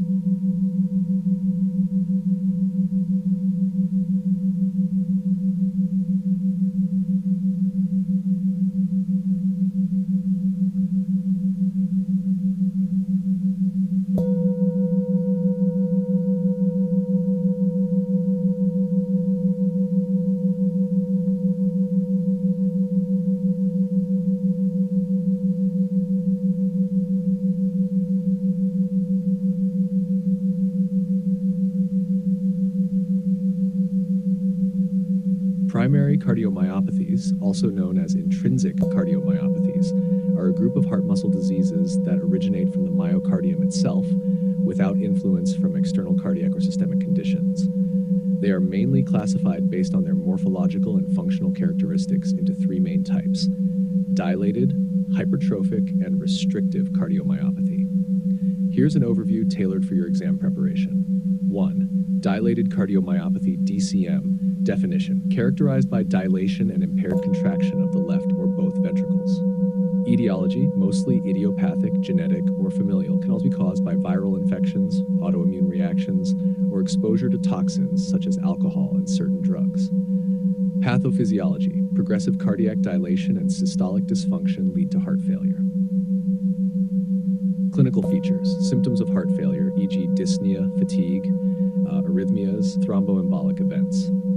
Treatment: focuses on heart failure management with ACE inhibitors, beta blockers, diuretics, and possibly device implantation, ICD or CRT. 2. Hypertrophic cardiomyopathy, HCM. Definition: involves abnormal thickening of the heart muscle, primarily affecting the interventricular septum. Etiology: often genetic with autosomal dominant inheritance. Pathophysiology: myocyte disarray and fibrosis, leading to reduced ventricular compliance and potential outflow tract obstruction. Clinical features: can be asymptomatic or present with dyspnea, angina, syncope, and arrhythmias. Risk of sudden cardiac death, especially in young athletes. Treatment: beta blockers, calcium channel blockers, myomectomy, or alcohol septal ablation in severe cases. Screening of first-degree relatives due to its genetic nature. 3. Restrictive cardiomyopathy, RCM. Definition: characterized by rigid ventricular walls that impair diastolic filling and ventricular stretch. Etiology: least common, idiopathic or associated with infiltrative diseases, e.g. amyloidosis, sarcoidosis. Pathophysiology. Increased myocardial stiffness leads to severe diastolic dysfunction without significant dilation or hypertrophy. Clinical features. Symptoms of heart failure with preserved ejection fraction, such as exertional dyspnea, fatigue, and right heart failure symptoms, e.g., edema. Treatment. Limited treatment options, mainly supportive and symptomatic management, including diuretics and management of underlying conditions. Diagnostic tools for primary cardiomyopathies. Echocardiography, essential for assessing cardiac structure, function, and flow patterns. Cardiac MRI provides detailed imaging of cardiac anatomy and function, particularly useful in HCM and RCM for evaluating myocardial fibrosis and infiltration. Genetic testing, important in HCM and some cases of DCM to identify familial disease and guide family screening. Endomyocardial biopsy, occasionally used when specific infiltrative or storage diseases are suspected in RCM. General considerations. Monitoring and follow-up. Regular monitoring with echocardiography and clinical assessments is crucial to adjust treatment and assess disease progression. Lifestyle adjustments. Patients with HCM are advised against participating in competitive sports. General cardiovascular risk factor management is crucial in all types of cardiomyopathies. Patient education on signs of heart failure, importance of compliance with medication, and when to seek immediate medical attention. Understanding these details will help you effectively manage patients with primary cardiomyopathies, addressing both symptomatic relief and underlying pathophysiological mechanisms.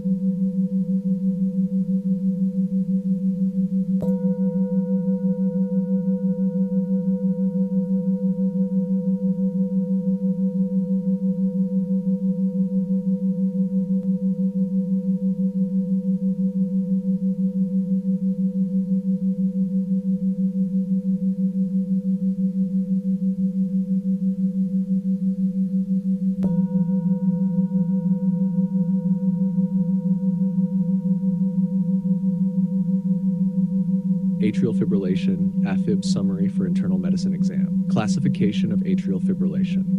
1. By duration. Paroxysmal, terminates spontaneously or with intervention within 7 days of onset. Persistent, continuous AFib that is not self-terminating and lasts more than 7 days. Long-standing persistent, continuous AFib for more than 12 months. Permanent, AFib where restoration of normal sinus rhythm has been abandoned.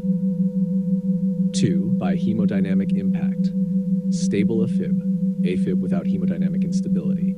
Unstable AFib, AFib with signs of hemodynamic compromise, necessitating immediate intervention. 3. By heart rate, AFib with rapid ventricular response, RVR, heart rate typically 100 BPM. AFib with controlled ventricular response, heart rate 100 BPM. Clinical features, symptoms, often asymptomatic, may include palpitations, fatigue, dyspnea, or dizziness. Physical examination, irregular pulse, variable pulse deficit. Diagnostic tools, electrocardiogram, ECG, gold standard for diagnosis, shows no P waves and irregular RR intervals. Holter monitor for detecting paroxysmal AFib. Echocardiography to assess structural heart disease and atrial size. Blood tests to identify underlying causes like thyroid dysfunction or electrolyte imbalances. Management strategies. 1. Rate control, managing the heart rate to reduce symptoms and prevent cardiomyopathy. Drugs, beta blockers, e.g. metoprolol, calcium channel blockers, e.g. diltiazem, digoxin. Goal, HR 110 BPM in patients with normal LV function. 2. Rhythm control, restoring and maintaining sinus rhythm. Drugs, amiodarone, flecainide, propafenone. Procedures, electrical cardioversion, catheter ablation. 3. Stroke prevention, anticoagulation based on risk assessment using CHA2DS2 VAS score. Anticoagulants, warfarin, direct oral anticoagulants, DOACs, such as dabigatran, rivaroxaban, apixaban. Key points to remember: thromboembolic risk, AFib significantly increases the risk of stroke. Anticoagulation is recommended based on the CH2DS2 VSCS score. Lifestyle management includes addressing modifiable risk factors such as hypertension, obesity, and alcohol consumption. Complications can include heart failure, tachycardia-induced cardiomyopathy, and thromboembolic events. Understanding these core concepts of AFib will help in the effective management of patients and provide a foundation for answering related exam questions effectively.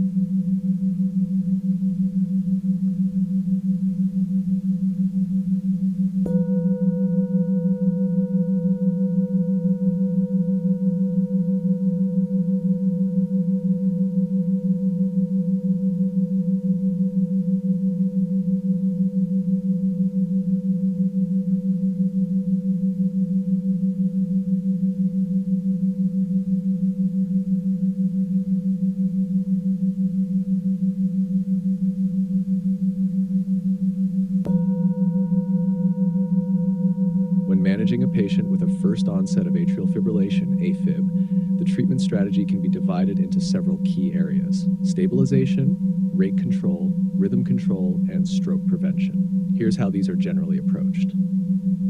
1. Stabilization. Assess hemodynamic stability. Immediate management depends on whether the patient is hemodynamically stable or unstable. Unstable patients, e.g. those with chest pain, hypotension, or signs of heart failure, urgent synchronized electrical cardioversion is indicated. 2. Rate control, objective, to control heart rate and reduce symptoms, especially in hemodynamically stable patients. Medications, beta blockers, e.g. metoprolol, bisoprolol, first line for most patients unless contraindicated. Non-dihydropyridine calcium channel blockers, e.g. diltiazem, verapamil, alternative to beta blockers, especially if contraindications to beta blockers exist. Digoxin, useful in patients with heart failure but generally considered less effective for rate control in AFib. Target heart rate, generally a target of less than 110 beats per minute at rest is acceptable, though lower targets may be pursued based on the patient's symptoms. 3. Rhythm control. Indications, considered for patients with significant symptoms, heart failure, or if rate control is inadequate. Methods: pharmacological cardioversion. Antiarrhythmic drugs like flecainide, propafenone, suitable for patients without structural heart disease, or amiodarone for patients with structural heart disease. Electrical cardioversion can be considered if pharmacological cardioversion is contraindicated, unsuccessful, or if immediate rhythm control is necessary. Considerations: before cardioversion, anticoagulation is important to reduce the risk of thromboembolic events. If the onset of AFib is less than 48 hours and there are no risk factors for stroke, cardioversion can be performed without prolonged anticoagulation. Otherwise, adequate anticoagulation, e.g. with warfarin or a DOAC, should be ensured for at least 3 weeks before and at least 4 weeks after cardioversion. For stroke prevention, risk assessment. Use the CA2DS2 VAS score to assess the risk of stroke. Anticoagulation. High risk CHATF2 VAS score with 2 in men, 3 in women. Long-term anticoagulation with a DOAC, e.g. apixaban, rivaroxaban, dabigatran, or warfarin. Low risk TV score 0 in men and women. Anticoagulation typically not required. Acute management. For new onset AFib with an unknown or 48-hour duration without prior anticoagulation, consider starting heparin or a DOAC immediately until long-term strategy is established. 5. Address underlying causes. Investigate and manage potential underlying causes of AFib, such as hyperthyroidism, alcohol misuse, other substance use, or electrolyte imbalances. This structured approach ensures that both immediate and long-term risks associated with AFib are managed effectively. Each treatment decision should be tailored to the individual's clinical situation, underlying comorbidities, and personal preferences, often with input from a cardiologist.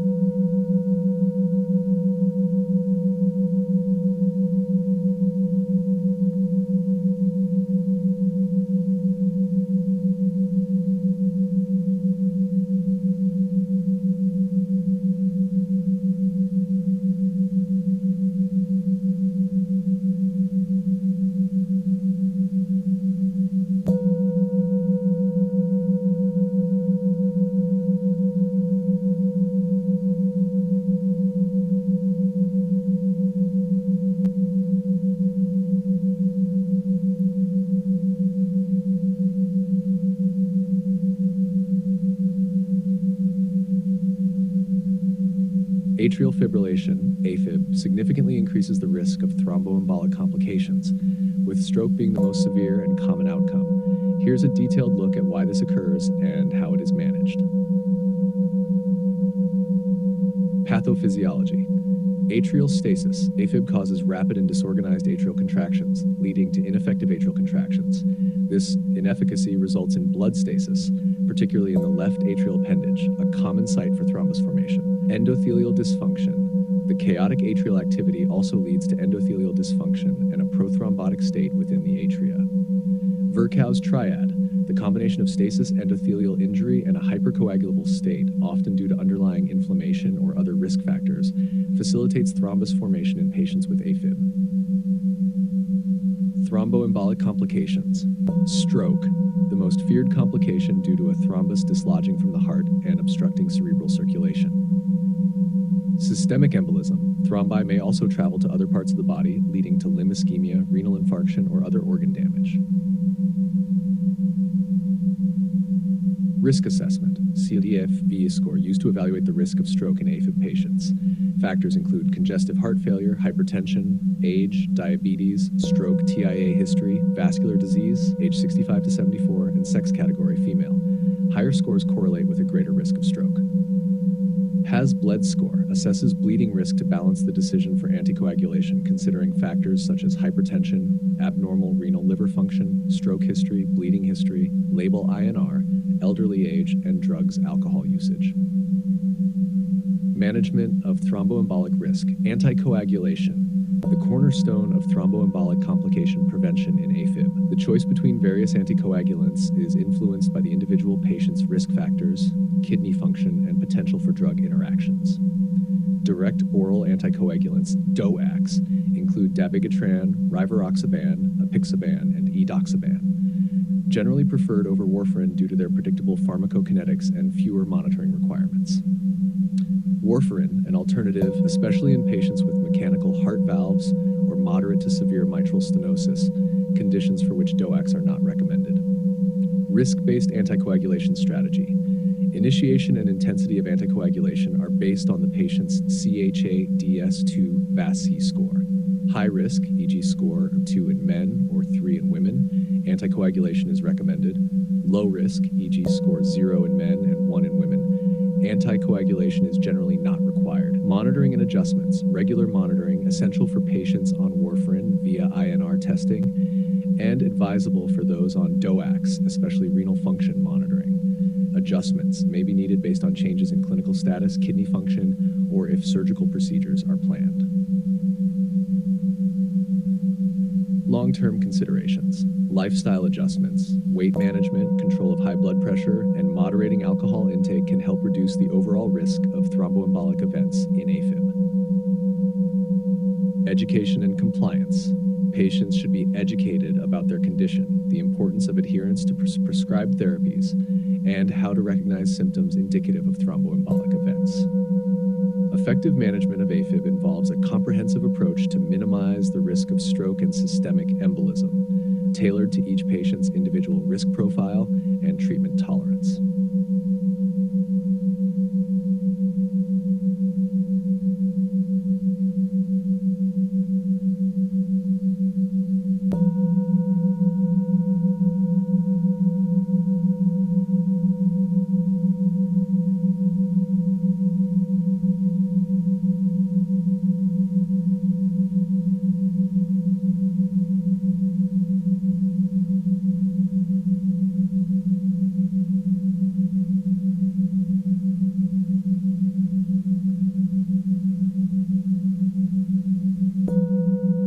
Management of tachycardia is complex and requires careful evaluation of the patient's stability, cardiac rhythm characteristics, and underlying causes. Here's a focused overview tailored for your internal medicine exam preparation. Classification of tachycardia. 1. Stable versus unstable. Unstable, presence of symptoms like acute altered mental state, hypotension, shock, acute heart failure, or ischemic chest pain necessitates immediate intervention, typically synchronized electrical cardioversion. Stable. Proceed with diagnostic evaluation and management based on the rhythm and QRS width. 2. Narrow complex versus wide complex tachycardia, NCT versus WCT. NCT, likely supraventricular in origin, managed based on whether rhythm is regular or irregular. WCT, more likely to be ventricular tachycardia. Treat with caution and consider as ventricular until proven otherwise. Diagnostic approach. 12-lead ECG, essential for determining whether tachycardia is narrow or wide complex, and if the rhythm is regular or irregular.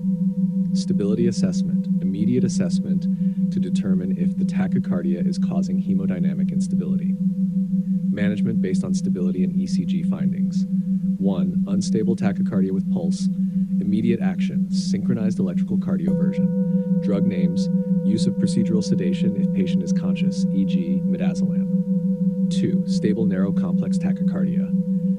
irregular rhythm, attempt vagal maneuvers first, followed by pharmacological intervention with adenosine. Irregular rhythm, often due to atrial fibrillation or flutter. Manage with rate control, beta blockers like metoprolol or calcium channel blockers like diltiazem, or rhythm control, antiarrhythmics like amiodarone. 3.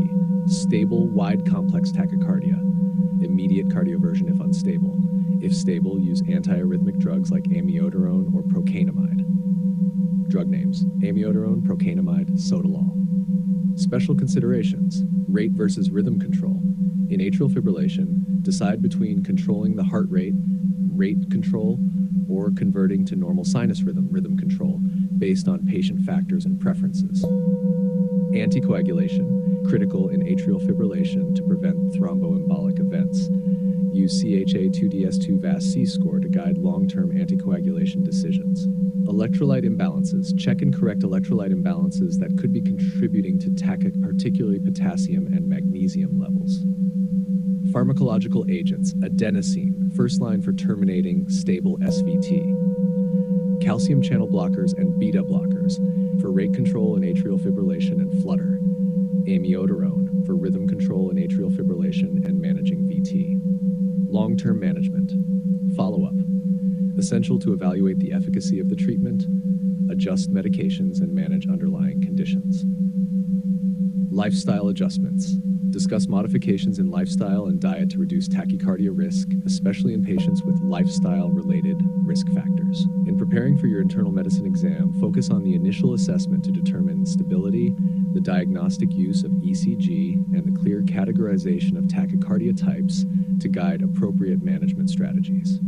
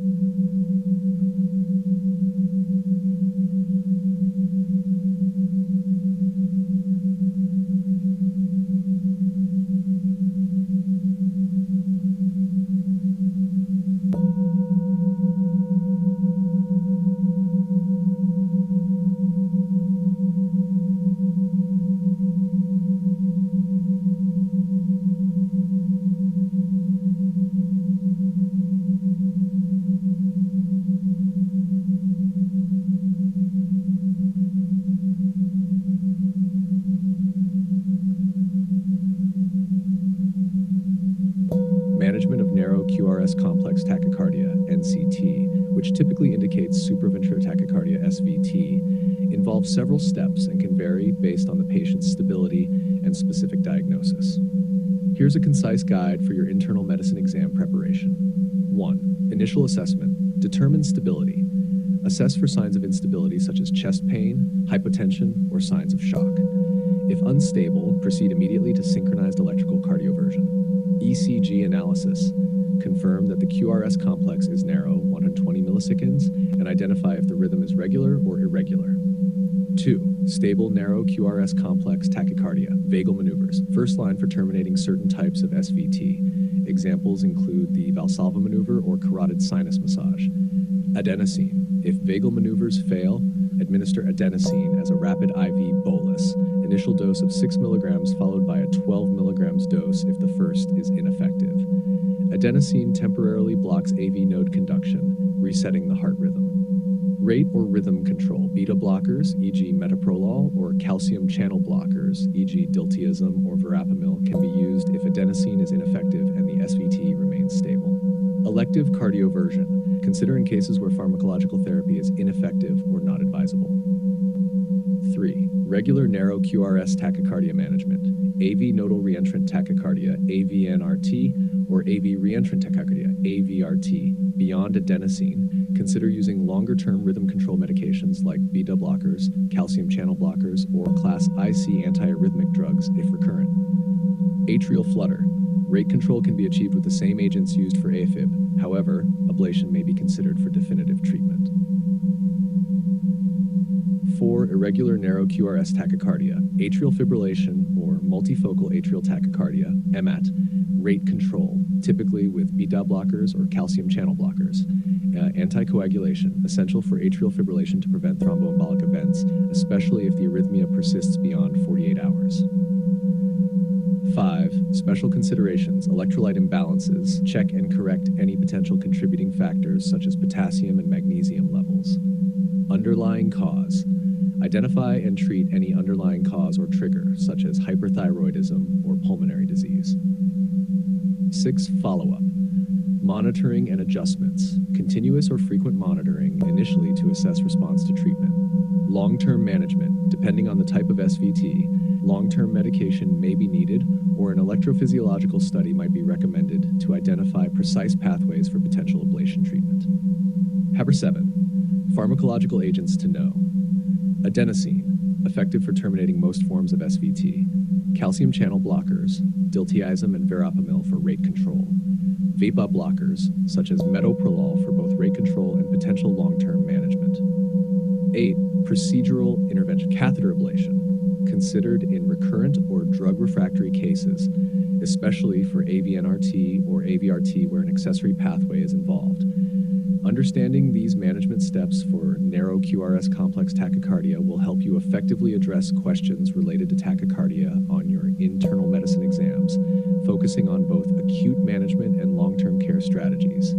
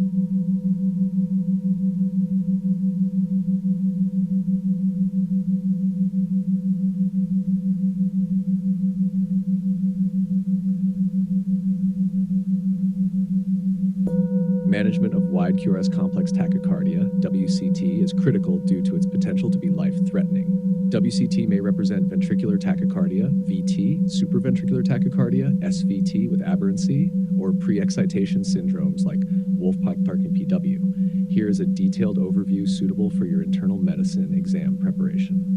1. Initial assessment. Stability assessment. Immediately determine if the patient is hemodynamically stable or unstable. Signs of instability include hypotension, altered mental status, signs of shock, ischemic chest discomfort, or acute heart failure. Immediate action for unstable patients. Synchronized electrical cardioversion is recommended. Start with a low-energy shock, e.g. 100J, and increase if necessary. 2. Diagnostic steps, 12-lead ECG, assess the rhythm's regularity, QRS width, and morphology to help differentiate between VT and SVT with aberrancy. VT versus use of specific ECG criteria, such as Brugada's algorithm, presence of AV dissociation, capture beats, or fusion beats can help differentiate VT from SVT. Nanhammer 3.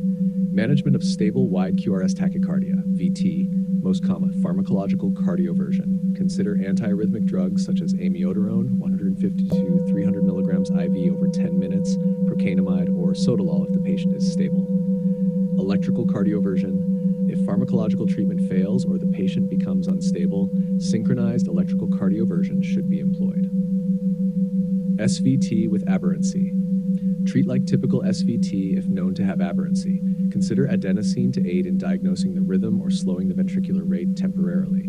Calcium channel blockers and beta blockers can be used cautiously. Avoid in suspected VT or WPW. 4. Special considerations. Consider underlying causes. Look for ischemic heart disease, electrolyte imbalances, or drug toxicity as potential triggers or underlying causes.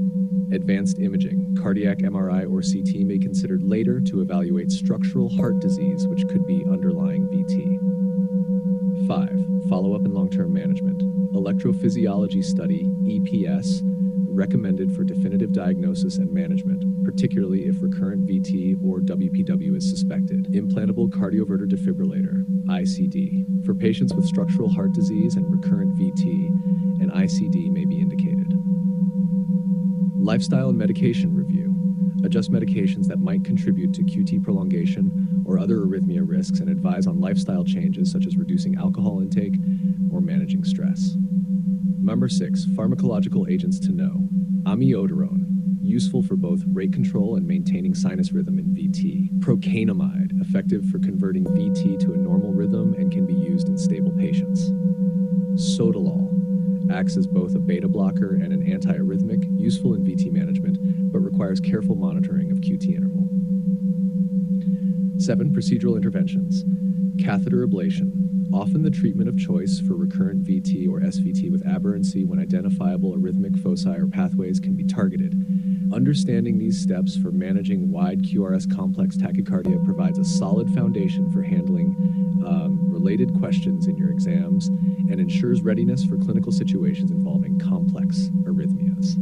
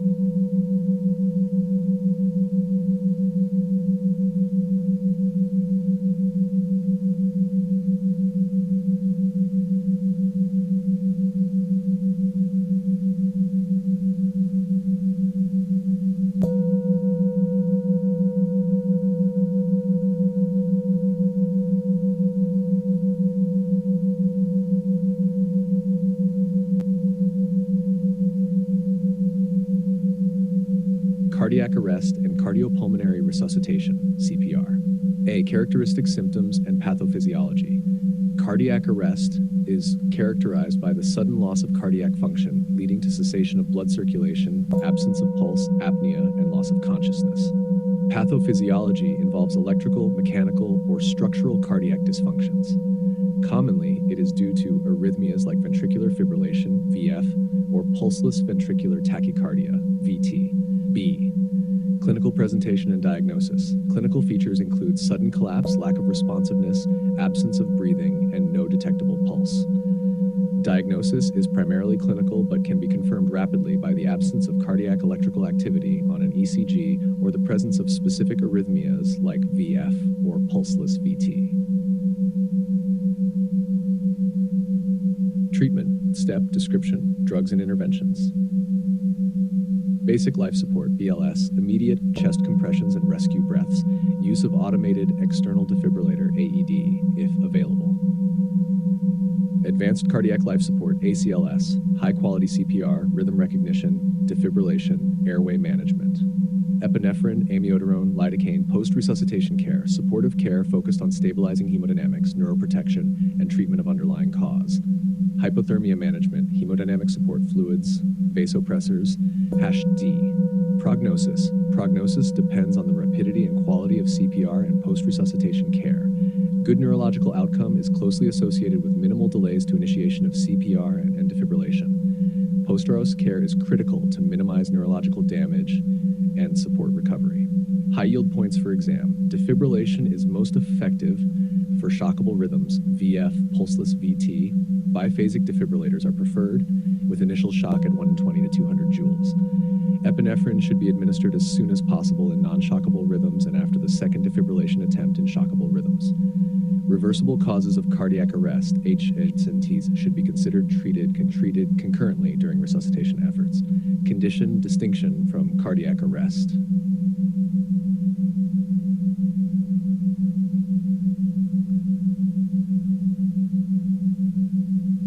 Brief loss of consciousness with spontaneous recovery, seizure, may have rhythmic jerking, postictal phase. Shock, presence of weak pulse, hypotension, and prolonged capillary refill time. This summary integrates the critical aspects of cardiac arrest and CPR tailored for the internal medicine exam preparation, focusing on clinical presentation, immediate response actions, and specific pharmacological treatments. Cardiac arrest, mechanisms, and treatment. A. Mechanisms of cardiac arrest. 1. Electrical disorders, arrhythmias, ventricular fibrillation, VF, and pulseless ventricular tachycardia, VT, are the most common arrhythmias leading to cardiac arrest. These arrhythmias result in ineffective ventricular contractions which cease blood flow. Conduction abnormalities includes complete heart block or sinus node dysfunction that may degenerate into asystole. 2. Structural heart disease, acute coronary syndromes, myocardial infarction can precipitate VF or VT due to ischemic damage to the myocardium. Cardiomyopathies, structural changes in the heart muscle, such as hypertrophic or dilated cardiomyopathy, can predispose to arrhythmias. 3 other causes: respiratory arrest, leading to hypoxic cardiac arrest. Massive pulmonary embolism causes obstructive shock and acute right heart failure, leading to cardiac arrest. Electrolyte imbalances, particularly extremes in potassium, magnesium, and calcium levels, can lead to fatal arrhythmias. B. Treatment of cardiac arrest. 1. Immediate management, BLS and ACLS protocols. Basic life support, CPR. Start with chest compressions at a rate of 100 to 120 per minute and a depth of 2 to 2.5 inches in adults. AED use. Apply automated external defibrillator as soon as possible and follow prompts to administer shocks if indicated. Advanced cardiac life support, ACLS, airway management. Secure the airway using endotracheal intubation or supraglottic devices. Breathing and oxygenation, ventilate with 100% oxygen. Consider advanced respiratory monitoring. Circulation, continue chest compressions with minimal interruptions. Use of drugs and defibrillation as per rhythm analysis. Defibrillation, for VF or pulseless VT, deliver shocks. Begin with 120 to 200 joules for biphasic defibrillators. Drug therapy. Administer 1 milligrams IO every 3 to 5 minutes. Antiarrhythmics. Amiodarone 300 milligrams IV IO for refractory VFVT may follow with a second dose of 150 milligrams. Consider vasopressin and methylprednisolone in refractory cases, especially during prolonged resuscitation. Post-resuscitation care, targeted temperature management, TTM, maintain core body temperature between 32 degrees Celsius to 36 degrees Celsius for neuroprotection. Hemodynamic optimization, use fluids and vasopressors to achieve target blood pressure. Diagnostic assessment, perform a 12-lead ECG, imaging, and laboratory tests to identify and treat the underlying cause of the cardiac arrest. Neurological care, monitor for and manage seizures and assess for neurological status regularly. Long-term management and follow-up, cardiac rehabilitation. Depending on the etiology, interventions may include lifestyle changes, medications, or surgical options such as coronary artery bypass grafting, CABG, or implantable cardioverter defibrillators, ICD. Evaluation for underlying causes, screen for genetic conditions or other predisposing factors if idiopathic VF or VT is suspected. High yield points for exam, understanding the immediate response protocol BLS and ACLS and the medications involved, epinephrine, amiodarone, is crucial. Mastery of the defibrillation technique and knowing the energy settings for biphasic and monophasic defibrillators. Familiarity with post-resuscitation care protocols, especially targeted temperature management and hemodynamic optimization strategies, is essential for optimizing outcomes in survivors of cardiac arrest. This comprehensive overview covers the mechanistic aspects and the step-by-step treatment protocol for cardiac arrest, tailored to enhance understanding and recall for medical exam preparation.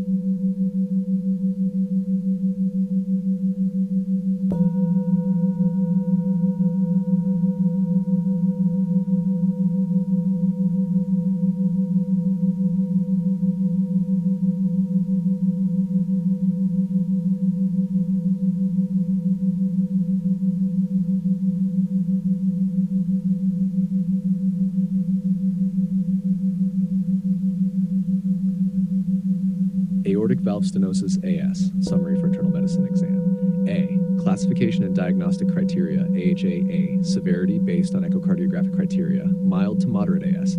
Stage A, at risk of AS, AVA 3 cm, mean gradient 10 mg. Stage B, progressive AS, AVA 1.5 to 2.9 cm, mean gradient 10 to 39 mm.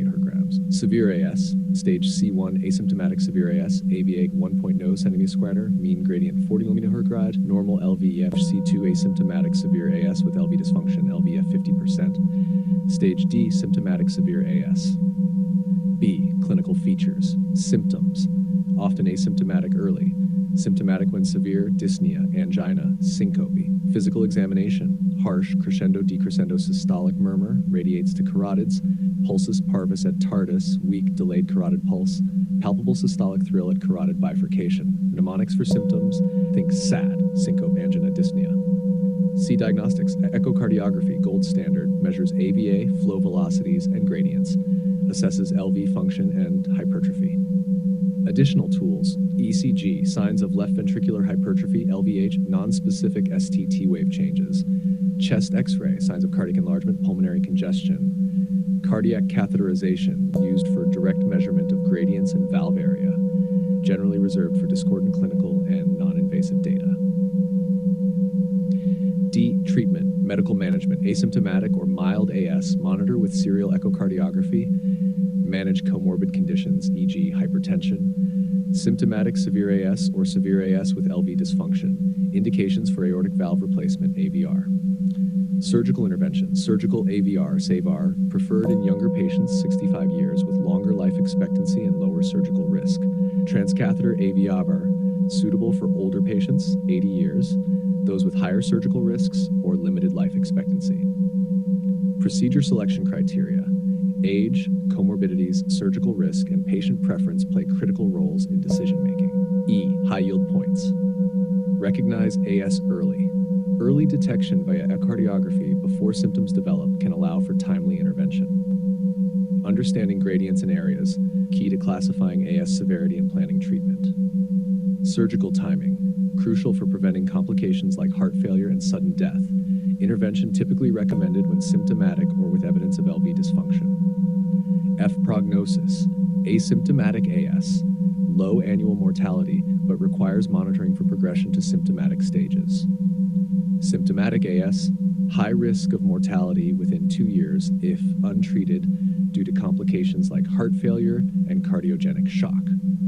This summary provides a structured approach to understanding aortic valve stenosis, focusing on classification, clinical features, diagnostic strategies, and treatment options, which are crucial for the internal medicine board examination.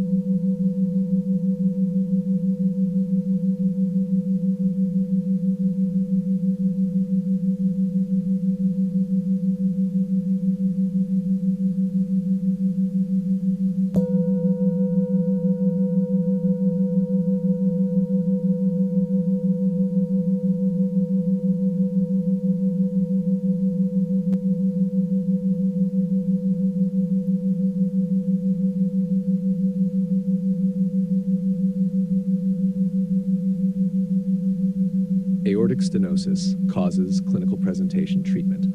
A. Causes of aortic stenosis. 1. Degenerative calcification, most common cause in the elderly. Progression of aortic valve sclerosis into calcification and stenosis, associated with risk factors similar to atherosclerosis, e.g. age, hypertension, high cholesterol. 2. Bicuspid aortic valve, BAV, most common congenital cause, occurs due to the fusion of 2 aortic valve cusps, leads to earlier onset of symptoms due to abnormal flow dynamics accelerating wear and calcification.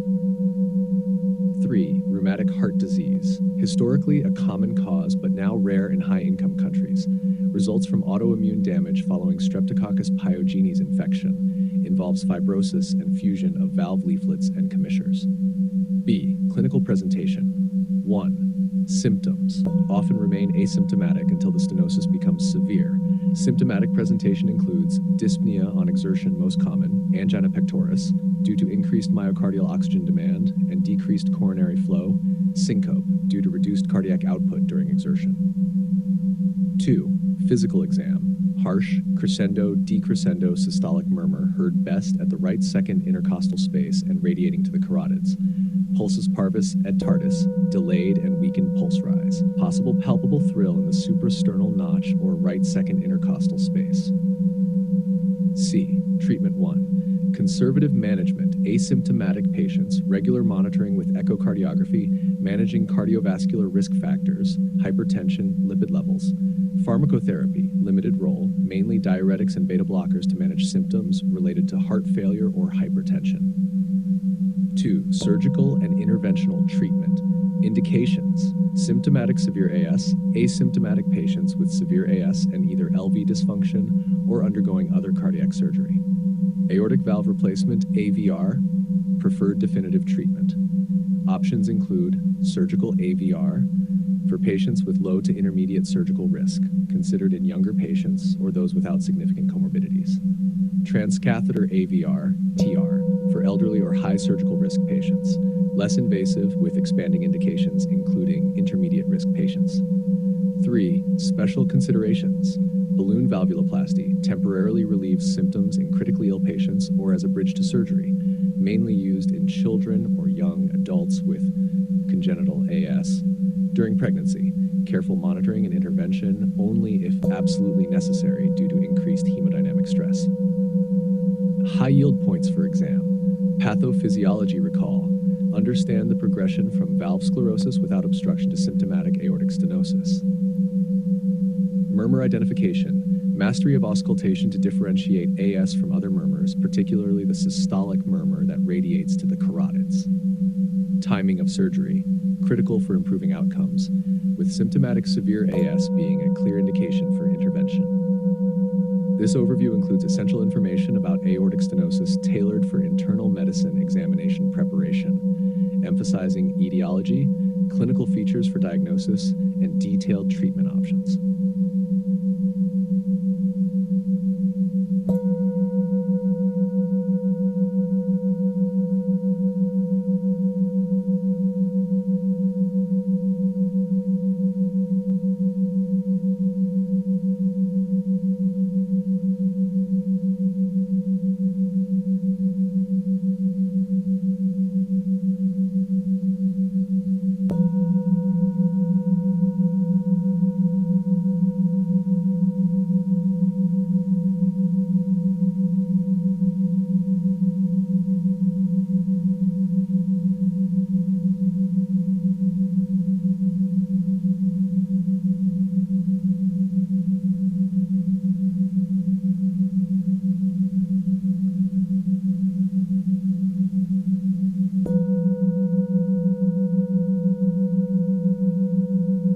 Mitral regurgitation MR, summary for internal medicine exam. A, classification and diagnostic criteria, AH staging, staging for MR, stage A, at risk of MR, minimal regurgitation, stage B, progressive MR, moderate regurgitation, stage C, asymptomatic severe MR, subdivided into C1, LVEF 60% and LVSD 40 millimeters, C2, LVEF 60% and or LVSD 40 millimeters, stage D, severe symptomatic MR. B, clinical features, acute MR, symptoms of acute heart failure and pulmonary edema, e.g., severe dyspnea or orthopnea, signs of cardiogenic shock, hypotension, cold clammy skin, confusion, auscultation, soft or absent murmur if cardiac output is severely reduced, otherwise a soft decrescendo murmur, potential S3 heart sound. Chronic MR, symptoms develop gradually, dyspnea on exertion, fatigue, palpitations, auscultation, holosystolic, high-pitched blowing, murmur best heard at the apex and radiating to the left axilla. C, diagnostics, echocardiography, primary diagnostic tool, transthoracic echo assess valve structure, LV and LA size, function, and regurgitation severity. Transesophageal more detailed imaging, especially in pre-surgical assessment or if TTE is inconclusive. Key measurements: valve morphology, regurgitant jet size, direction, and impact on cardiac function. Additional tests can show signs of LVH, atrial enlargement, and arrhythmias. Chest X-ray, look for signs of pulmonary congestion and cardiac silhouette changes. Cardiac MRI, used for further evaluation of ventricular volume and function if echo is inadequate. D, treatment. Acute MR, medical management, vasodilators, e.g. nitroprusside, diuretics, e.g. furosemide, to manage pulmonary edema and heart failure, inotropes and vasopressors if shock is present. Surgical intervention, urgent valve repair or replacement depending on the severity and feasibility of repair. Chronic MR, medical management, aimed at controlling symptoms and slowing progression of heart failure, e.g. ACE inhibitors, beta blockers. Surgical intervention, indicated for symptomatic patients, asymptomatic patients with LV dysfunction, or significant ventricular dilation. Valve repair versus replacement. Repair is generally preferred to preserve native valve structures and reduce risks associated with prosthetic valves. High yield points for exam: understanding valve hemodynamics. Knowing how to interpret echocardiographic findings and their clinical implications is crucial. Murmur characterization, ability to distinguish the holosystolic murmur of MR from other murmurs based on sound and radiation. Management principles, recognizing the urgency of intervention in acute MR and appropriate timing for surgery in chronic MR based on symptomatology and echocardiographic findings.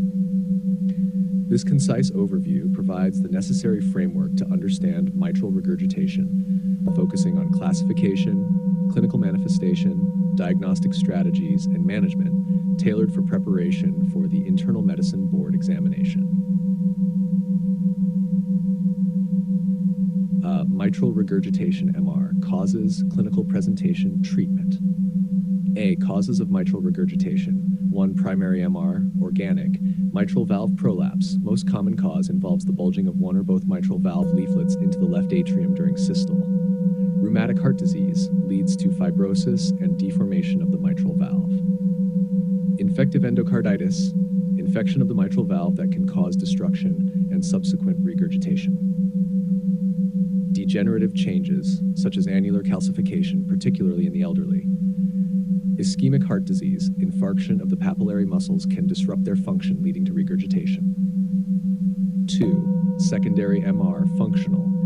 Dilated cardiomyopathy. Enlargement of the left ventricle leads to stretching of the mitral valve apparatus, preventing proper closure. Coronary artery disease, ischemia, can impair the function of the papillary muscles, indirectly affecting the mitral valve closure. B. Clinical presentation. 1. Acute MR, abrupt onset of pulmonary edema, severe dyspnea, orthopnea, and potential cardiogenic shock. Physical examination may reveal a new murmur, soft to absent in severe cases, hypotension, and signs of acute heart failure. 2. Chronic MR. Symptoms progresses more gradually with exertional dyspnea, fatigue, and palpitations. Physical examination, holosystolic murmur that radiates to the back or into the left axilla. Enlarged left atrium may cause atrial fibrillation. C. Treatment. 1. Acute MR. Medical management, immediate stabilization with diuretics, e.g. furosemide for pulmonary edema, vasodilators, e.g. nitroprusside to decrease the cardiac workload, and inotropes if shock is present. Surgical intervention. Emergency surgery for valve repair or replacement is often necessary depending on the cause and severity of the valve damage. 2. Chronic MR, medical management, aimed at symptom control and delay of disease progression. Includes the use of diuretics, beta blockers, and ACE inhibitors. Surgical treatment, indicated for symptomatic patients or asymptomatic patients with signs of LV dysfunction or significant left ventricular enlargement. Valve repair is preferred over replacement due to better long-term outcomes and lower risk of complications. High yield points for exam. Diagnosis. Echocardiography, essential for assessing the severity of MR, the size and function of the left ventricle and atrium, and the condition of the mitral valve. Classification. Understanding the difference between primary and secondary MR is crucial for appropriate management. Management strategies, acute versus chronic. Acute MR often requires emergency intervention, while chronic MR management is more geared towards monitoring and elective intervention based on symptoms and echocardiographic findings. Surgical timing. Optimal timing for surgery is critical and should be based on current guidelines which consider symptom severity, ventricular size, and function. This comprehensive review covers the etiology, clinical features, and treatment options for mitral regurgitation, tailored for the Internal Medicine Board exam preparation.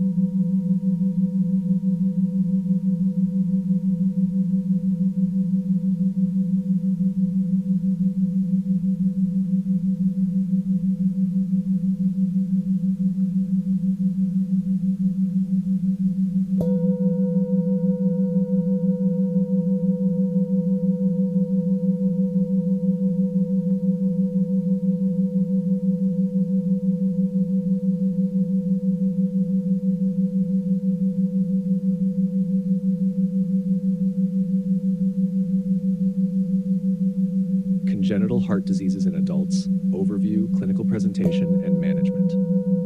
Overview of common congenital heart diseases in adults. Congenital heart diseases, CHDs, often first detected or managed in adulthood include 1. Atrial septal defect, ASD, a hole between the two upper chambers of the heart atria, leading to blood flow from the left to the right atrium. 2. Ventricular septal defect, VSD, an opening in the septum that separates the two lower chambers ventricles, causing oxygen-rich blood to mix with oxygen-poor blood. 3. Patent ductus arteriosus, PDA, persistence of the ductus arteriosus post-birth, which results in blood flow from the aorta into the pulmonary artery.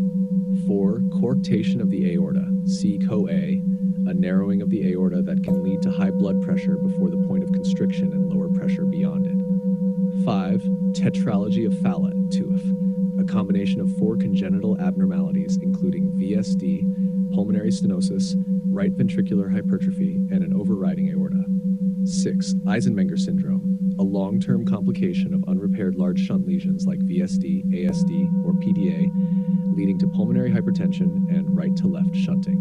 7. Bicuspid aortic valve, presence of only 2 leaflets in the aortic valve instead of 3, which can lead to stenosis or regurgitation as the valve ages. Clinical presentation. Symptoms of CHDs in adults can vary widely based on the type and severity of the defect.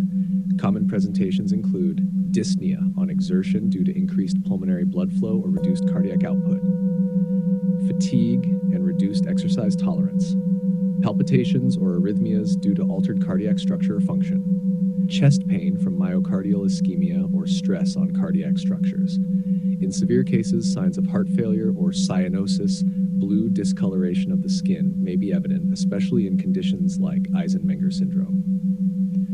Diagnostic workup, echocardiography, first-line imaging tool for diagnosing structural heart defects and assessing hemodynamic impact. Cardiac MRI provides detailed images of the heart's anatomy, useful for complex CHDs. Electrocardiogram can show rhythm disturbances or signs of heart chamber enlargement. Cardiac catheterization, sometimes necessary for detailed hemodynamic assessment and potential intervention. Management. Medical management aimed at controlling symptoms of heart failure, arrhythmias, or other complications. Common medications include diuretics, beta blockers, and anticoagulants, especially if there is a risk of thromboembolism. Surgical and interventional procedures. Closure devices. For ASD or PDA, closure can often be performed using catheter-based techniques. Surgical repair replacement, necessary for conditions like severe valve defects or complex shunts. Lifelong surveillance. Regular follow-up with a cardiologist specialized in adult congenital heart disease is crucial to manage ongoing risks or late complications. Lifestyle adjustments. Patients may need to modify physical activities and manage risk factors for atherosclerosis, especially in conditions like coarctation of the aorta. High yield points for exam. Recognition and classification, knowing the common types of CHDs and their pathophysiological effects on the cardiovascular system. Long-term outcomes, understanding the potential complications such as the development of pulmonary hypertension, Eisenmenger syndrome, or heart failure. Management strategies, familiarity with both non-surgical and surgical options tailored to specific congenital defects and their associated risks in adulthood. This summary provides a concise yet comprehensive overview of congenital heart diseases as they present in adults, highlighting essential aspects of diagnosis and management suitable for internal medicine board examination preparation.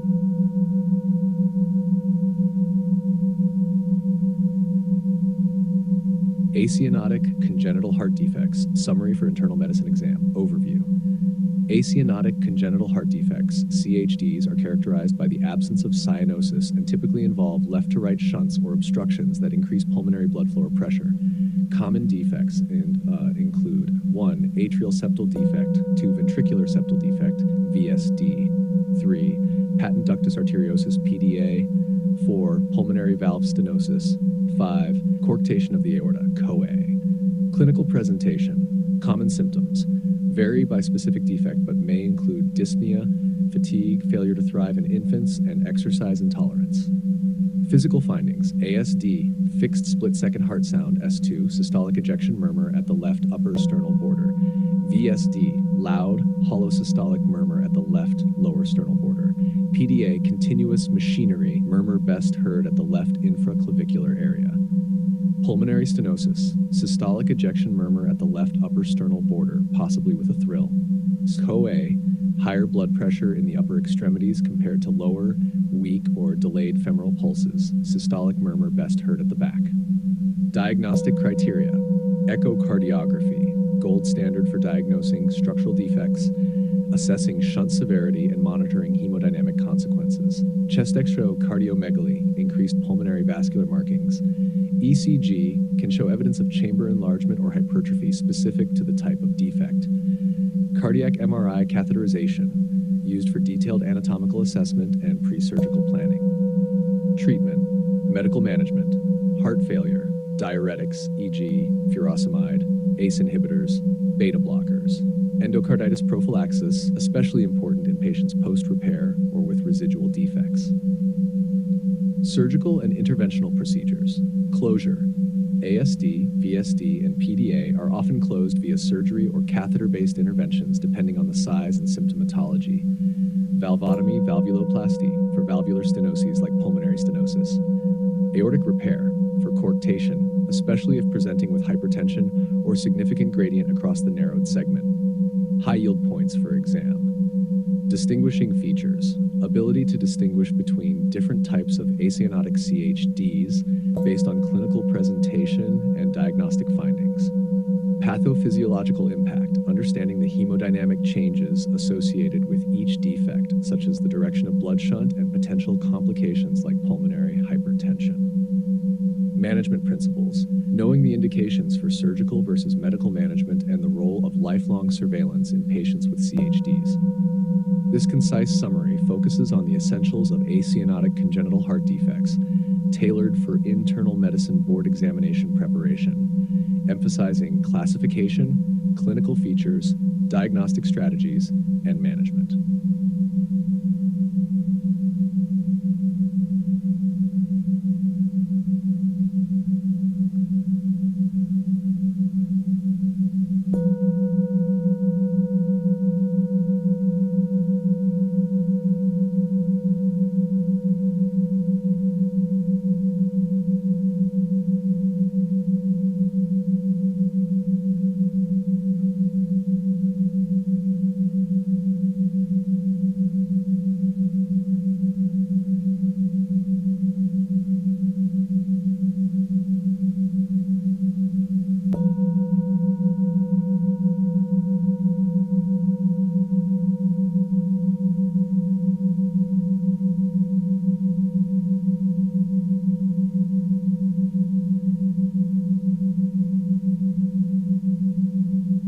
Cyanotic congenital heart defects, summary for internal medicine exam, overview. Cyanotic congenital heart defects, CHDs, involve cardiac structures where deoxygenated blood bypasses the lungs and enters the systemic circulation directly, leading to cyanosis. These defects commonly involve intracardiac shunts or valve malformations, causing a right-to-left shunt. Common cyanotic CHDs. 1. Tetralogy of Fallot, TIA-F. Defining features: VSD, pulmonary stenosis, right ventricular hypertrophy, and an overriding aorta. Clinical presentation: cyanosis, TET spells, acute episodes of cyanosis followed by syncope and a loud systolic murmur. Treatment: surgical repair, usually within the first year of life. 2. Transposition of the great arteries, TGA. Defining features: aorta and pulmonary artery are switched. The aorta arises from the right ventricle and the pulmonary artery arises from the left ventricle. Clinical presentation: severe cyanosis soon after birth, heart failure symptoms. Treatment: arterial switch operation, typically within the first few weeks of life. 3. Tricuspid atresia. Defining features: absence of the tricuspid valve and hypoplastic right ventricle, requiring an ASD or VSD for viability. Clinical presentation: cyanosis, dyspnea, and signs of heart failure. Treatment: staged surgical procedures or heart transplantation. 4. Total anomalous pulmonary venous return, T. Defining features: pulmonary veins do not connect to the left atrium, but instead to the right atrium or a systemic vein. Clinical presentation: cyanosis, respiratory distress, and signs of volume overload on the right side of the heart. Treatment: surgical correction to connect the pulmonary veins to the left atrium. 5. Hypoplastic left heart syndrome, HLHS. Defining features: underdeveloped left heart structures, including the left ventricle, mitral valve, and aorta. Clinical presentation: Cyanosis, lethargy, cold extremities shortly after birth. Treatment: series of surgeries, Norwood, Glenn, Fontan procedures, or heart transplantation. Diagnostic tools: echocardiography, primary tool for visualizing structural defects, assessing function, and planning interventions. Cardiac MRI catheterization provides detailed anatomical and functional data, especially in complex cases or pre-surgical assessment. Chest X-ray can show altered cardiac silhouette and pulmonary blood flow patterns. ECG indicates hypertrophy, arrhythmias, or ischemic changes. Pharmacological management: prostaglandin E1, used to maintain ductal patency in conditions where systemic or pulmonary blood flow depends on a patent ductus arteriosus.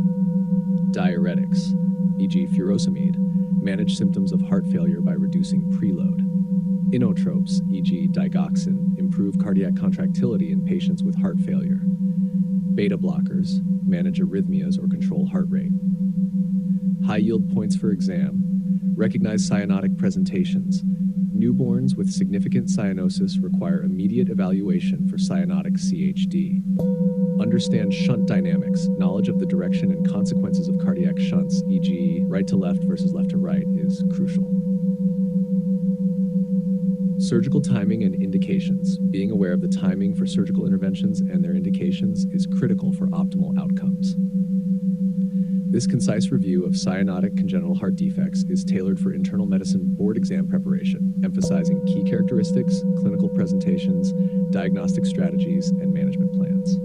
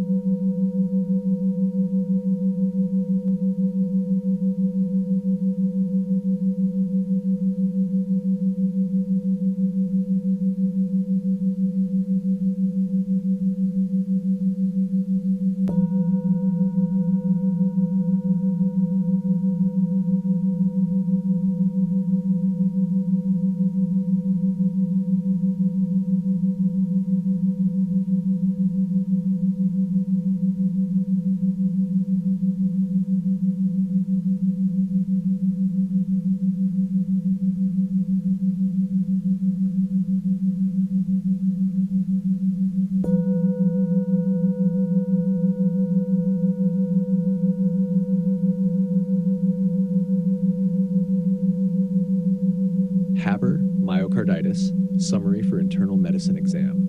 Definition and epidemiology. Myocarditis is an inflammatory disease of the myocardium, primarily affecting young adults, and can cause about 10% of sudden deaths in this group.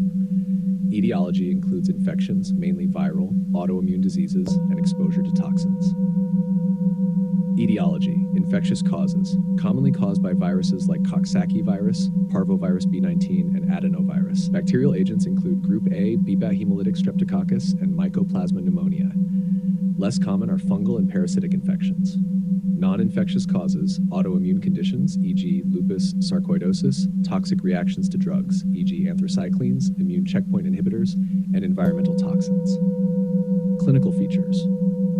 Symptoms can range from none to full-blown heart failure symptoms such as dyspnea, fatigue, and chest pain. Arrhythmias may occur from benign extrasystoles to life-threatening ventricular arrhythmias. Fulminant myocarditis presents with cardiogenic shock, severe arrhythmias, and multi-organ failure. Diagnostic criteria: ECG, non-specific changes may show sinus tachycardia, arrhythmias, low QRS voltage, ST segment, and T-wave abnormalities. Biomarkers: elevated cardiac enzymes, troponins, inflammation markers, CRP, ESR. Imaging: echocardiography, TTE, wall motion abnormalities, decreased ejection fraction. Cardiac MRI, helpful in stable patients to confirm diagnosis and guide biopsy. Endomyocardial biopsy, EMB, gold standard when indicated, especially in fulminant cases, to confirm diagnosis and identify etiology. Management. Supportive care. Manage heart failure with diuretics, ACE inhibitors, and potentially inotropes like digoxin. Specific treatments based on underlying cause, e.g. antivirals for viral myocarditis, antibiotics for bacterial causes, and immunosuppressants for autoimmune myocarditis. Activity restriction. Avoid strenuous activities for 3 to 6 months post-diagnosis to prevent cardiac strain. Monitoring and follow-up. Continuous ECG monitoring in acute cases. Regular follow-ups with echocardiography to assess recovery or progression to dilated cardiomyopathy. Recovery. Most adults with viral myocarditis recover completely, but there is a risk of progressing to chronic dilated cardiomyopathy. Chronic outcomes. Persistent myocarditis can lead to chronic heart failure, severe arrhythmias, and sudden cardiac death, especially if left untreated or poorly managed. High yield points for exam. Understand the wide spectrum of presentation from asymptomatic to fulminant myocarditis. Recognize the importance of identifying the etiology as it significantly influences management strategies.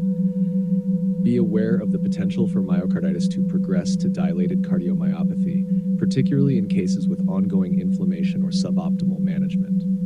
This summary encapsulates the critical aspects of myocarditis relevant to internal medicine, emphasizing etiology, clinical presentation, diagnostic approach, management strategies, and prognosis.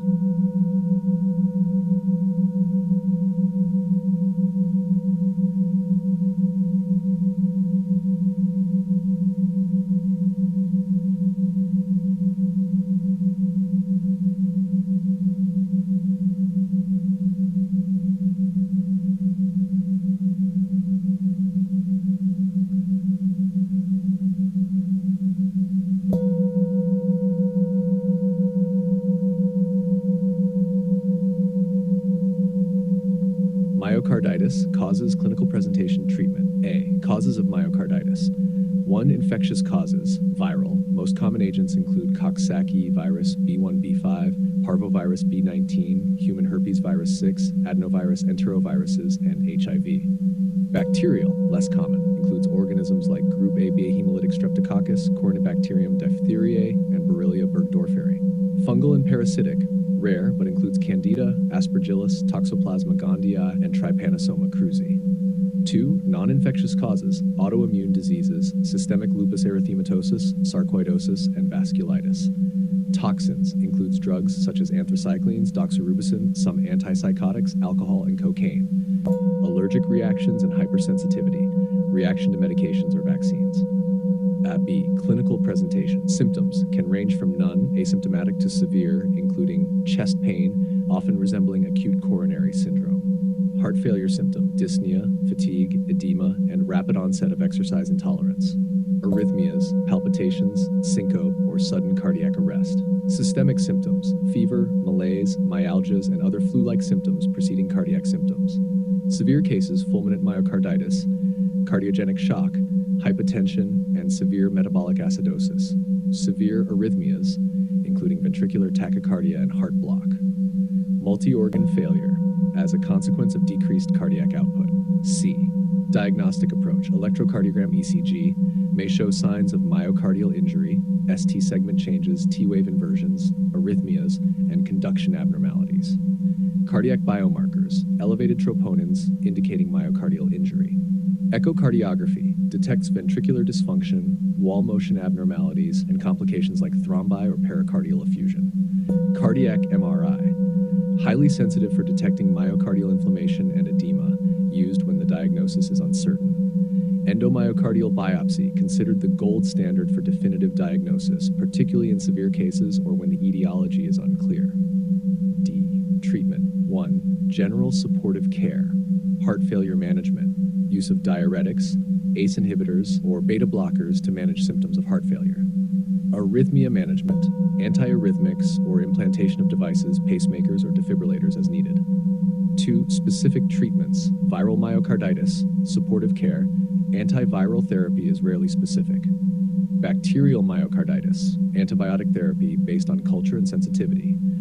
Autoimmune myocarditis, immunosuppressive therapy such as corticosteroids or other immunosuppressants.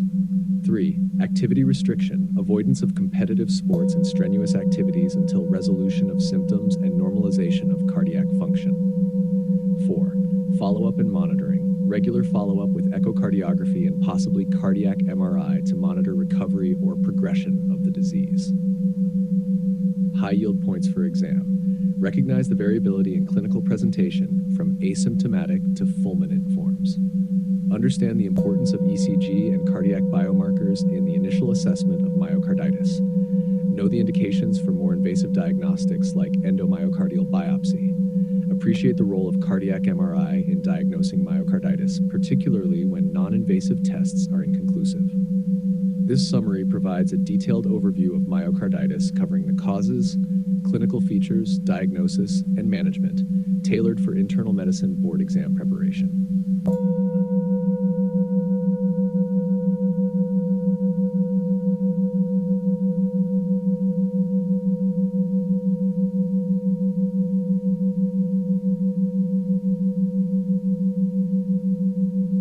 Infective endocarditis, i.e. Summary A. Classification and etiology. Classification: native valve endocarditis, NVE, and prosthetic valve endocarditis, PVE. Acute versus subacute based on onset and progression of symptoms. Etiology: common pathogens include Staphylococcus aureus, viridans streptococci, Staphylococcus epidermidis, and enterococci. Risk factors include damaged heart valves, prosthetic heart materials, IV drug use, and recent invasive procedures. B. Clinical features: general symptoms, fever, malaise, night sweats, weight loss, cardiac symptoms, new or changing heart murmur, signs of heart failure. Embolic phenomena can lead to strokes, renal infarcts, or limb ischemia. Immunologic reactions: Osler nodes, painful fingertip nodules, Roth spots, retinal hemorrhages, and Janeway lesions, painless palm or sole spots. C. Diagnostics: Duke criteria, major criteria. Positive blood cultures for typical IE organisms, evidence of endocardial involvement by echocardiography. Minor criteria: predisposing heart condition, fever, vascular phenomena, and immunologic phenomena. Recommended tests: blood cultures, obtain multiple sets from different sites before starting antibiotics. Echocardiography: transthoracic TTE is first line, transesophageal TEE is more sensitive, especially for prosthetic valves or complicated IE.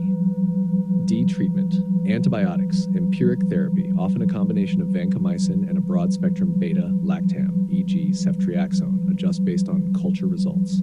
Targeted therapy, specific to the cultured pathogen and its sensitivities.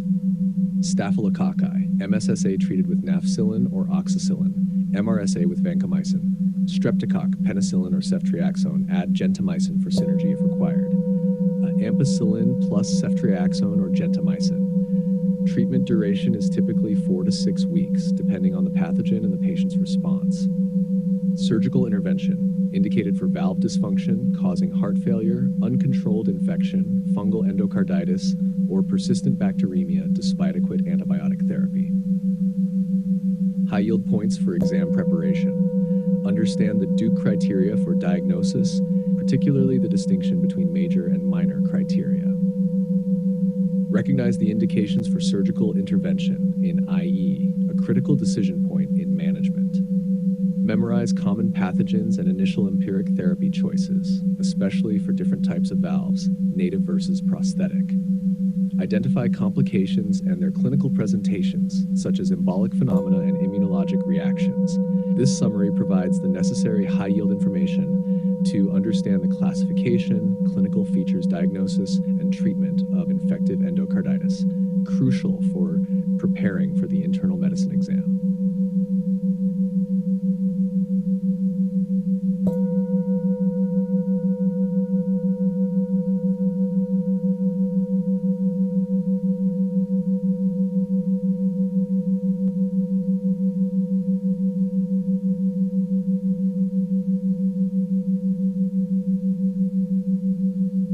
Infective endocarditis, i.e. Summary A. Classification and etiology.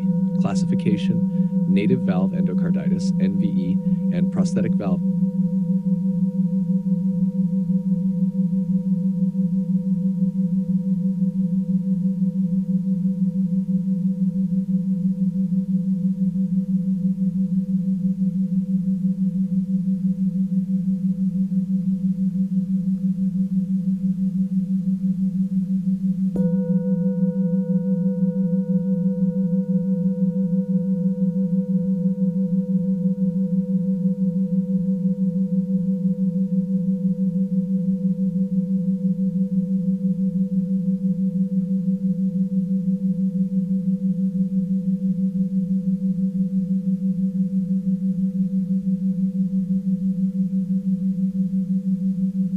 Infective endocarditis. Overview. A. Causes. Infective endocarditis, i.e., typically results from bacteremia with subsequent colonization of the heart's endocardial surface, particularly heart valves. Causes and risk factors include pathogens, Staphylococcus aureus, most common associated with acute and severe infections. Viridins group streptococci, often linked to dental procedures, affects previously damaged valves. Enterococcus species, linked to genitourinary procedures. Staphylococcus epidermidis, common in patients with prosthetic valves or indwelling devices. Hasig group, Haemophilus, Aggregatibacter, Cardiobacterium, Eikenella, Kingella, rare, often difficult to culture. Risk factors, intravenous drug use, commonly affecting the tricuspid valve, prosthetic heart valves or indwelling cardiac devices, recent dental or surgical procedures, pre-existing valvular or congenital heart diseases, poor dental hygiene. B. Clinical presentation, i.e. can manifest acutely or subacutely and includes constitutional symptoms, fever, chills, night sweats, malaise, fatigue, weight loss. Cardiac symptoms, new or worsening heart murmur, signs of heart failure. Vascular phenomena, Janeway lesions, painless erythematous lesions on palms, soles, Osler's nodes, tender subcutaneous nodules on fingers, toes, splinter hemorrhages. Embolic events, stroke, pulmonary emboli, renal infarcts, splenic infarction. Immunologic signs, Roth spots, retinal hemorrhages, glomerulonephritis. C. Treatment. The management of IE involves both medical and possibly surgical interventions. Antibiotic therapy, empiric treatment initiated based on likely pathogens, commonly includes agents like vancomycin and ceftriaxone to cover broad range of bacteria. Targeted therapy, adjusted based on specific pathogens identified from blood cultures and their antibiotic sensitivities. Typical duration ranges from 4 to 6 weeks, depending on the severity and the pathogen. Surgical intervention, indicated in cases of uncontrolled infection, heart failure due to valvular damage, large vegetations with embolic risk, or prosthetic valve infections. Common procedures include valve repair or replacement. Preventive measures, antibiotic prophylaxis for patients with high risk of IE undergoing procedures known to cause bacteremia, particularly dental procedures. Understanding the etiology, recognizing the diverse clinical presentations, and managing according to the microbial etiology are key components in the effective treatment of infective endocarditis. This comprehensive approach ensures both acute management and prevention of long-term complications.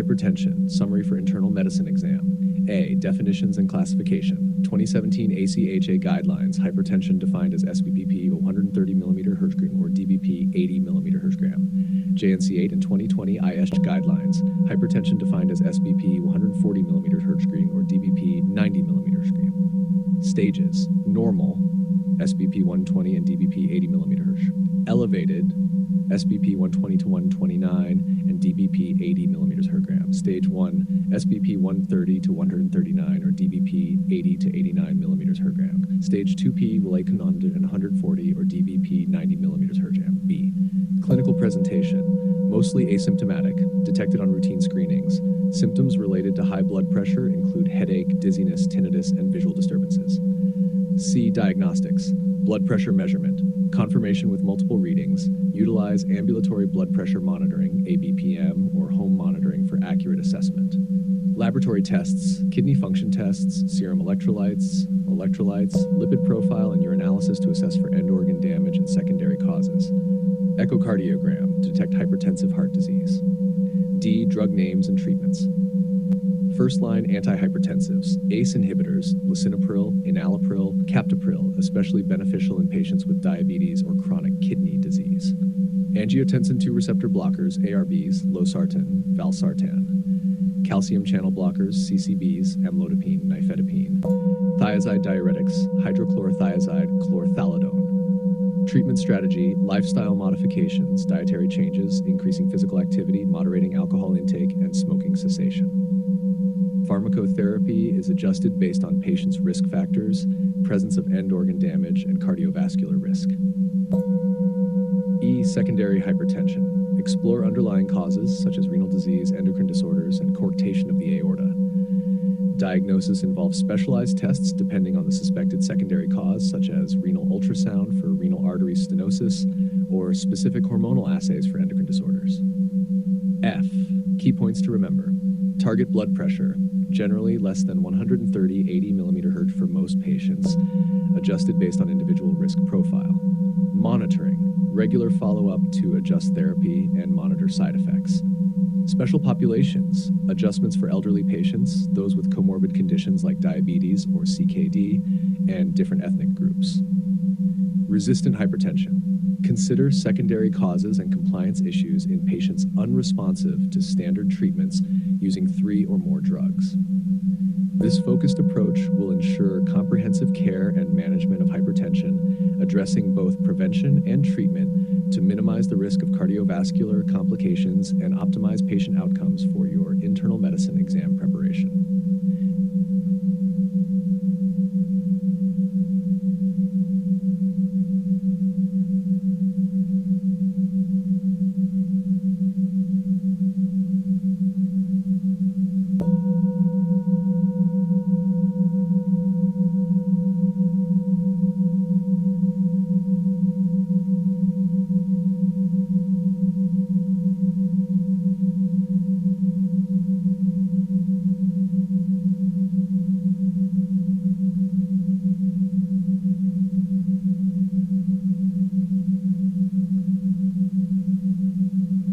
Secondary hypertension, overview for internal medicine exam. A. Causes of secondary hypertension. Renal causes. Renal artery stenosis due to atherosclerosis or fibromuscular dysplasia. Chronic kidney disease, glomerulonephritis, polycystic kidney disease. Endocrine disorders, primary hyperaldosteronism, Conn syndrome, Cushing's syndrome, pheochromocytoma, hyperthyroidism. Vascular abnormalities, coarctation of the aorta, aortic arch syndrome. Medications and substances, oral contraceptives, NSAIDs, corticosteroids, sympathomimetics, illicit drugs like cocaine and amphetamines. Other causes, obstructive sleep apnea, pregnancy-related, e.g. preeclampsia. B. Diagnostics for secondary hypertension. Initial evaluation, detailed medical history, drug use, family history of hypertension, onset age. Physical examination, abdominal brutes, signs of Cushing's syndrome. Routine lab tests, serum creatinine, potassium, calcium, urinalysis. Targeted diagnostic tests, renal ultrasound, assess kidney size and detect renal artery stenosis.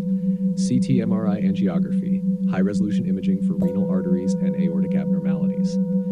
Endocrine testing, aldosterone-renin ratio, screening for hyperaldosteronism. 24-hour urinary catecholamines and metanephrines for diagnosing pheochromocytoma, cortisol levels and dexamethasone suppression test for Cushing's syndrome, TSH levels to rule out hyperthyroidism, sleep study, diagnose obstructive sleep apnea, specialized tests, duplex ultrasonography for renal artery stenosis, echocardiography, assess cardiac structure and function, particularly in cases of coarctation of the aorta. C. Key points to remember. Secondary hypertension should be suspected in patients with resistant hypertension, abrupt onset at a young age, onset after 55 years, or significant changes in blood pressure control. Identifying the underlying cause is crucial as it directly influences the treatment strategy. Proper and timely diagnosis of the specific cause of secondary hypertension can significantly improve outcomes by enabling targeted treatment strategies. This comprehensive approach ensures you are well prepared to manage cases of secondary hypertension, focusing on the identification of underlying causes and appropriate diagnostic strategies.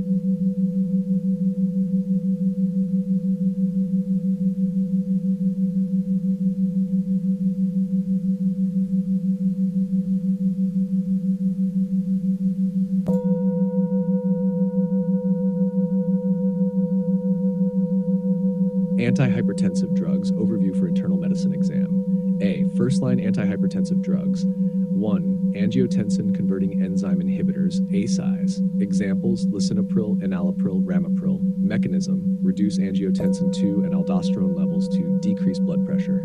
Indications, hypertension, heart failure, diabetic nephropathy, post-myocardial infarction. 2. Angiotensin II receptor blockers, ARBs. Examples, losartan, valsartan, olmesartan. Mechanism, block angiotensin II receptors, leading to vasodilation and reduced blood pressure. Indications, alternative to ACEIs in patients who experience cough. 3. Calcium channel blockers, CCBs. Dihydropyridines, amlifidipine, primarily affect vascular smooth muscle and reduce systemic vascular resistance. Non-dihydropyridines, diltiazem, verapamil, also affect the heart rate and are used in arrhythmias. Shin. Indications, hypertension, angina, certain arrhythmias. 4. Thiazide diuretics. Examples, hydrochlorothiazide, chlorthalidone. Mechanism, increase urine output and decrease fluid volume, reducing blood pressure. Indications, hypertension, especially effective in elderly populations. B. Second-line antihypertensive drugs. 1. Beta blockers. Examples, metoprolol, atenolol, propranolol. Mechanism, decrease heart rate and cardiac output. Indications, hypertension, heart failure, post-myocardial infarction, migraine prophylaxis. 2. Loop diuretics. Examples, furosemide, torsemide. Mechanism, strong diuretics used to control hypertension and relieve edema associated with heart failure. Indications, used primarily in patients with heart failure or severe edema. 3. Aldosterone antagonists. Examples, spironolactone, eplerenone. Mechanism, block aldosterone receptors in the kidneys, reducing water reabsorption and blood pressure. Indications, resistant hypertension, heart failure. 4. Alpha blockers. Examples, prazosin, terazosin. Mechanism, reduce arterial resistance and increase venous capacitance. Hypertension, especially when combined with benign prostatic hyperplasia. 5. Central alpha agonists. Examples, clonidine, methyldopa. Mechanism, reduce central sympathetic outflow. Indications, resistant hypertension, especially when beta blockers and other medications are contraindicated. C. Special considerations. Pregnancy. Methyldopa and labetalol are typically preferred due to their safety profile. Renal impairment. Use of ACEIs and ARBs can help preserve renal function but should be monitored for hyperkalemia and worsening renal function. Elderly patients, begin with lower doses due to increased sensitivity to medications and the risk of orthostatic hypotension. D. Key points to remember. Tailor antihypertensive therapy based on the patient's comorbid conditions. Monitor for side effects, especially with drugs like ACEIs, cough, angioedema, and diuretics, electrolyte imbalances. Combination therapy may be necessary for patients with resistant or uncontrolled hypertension.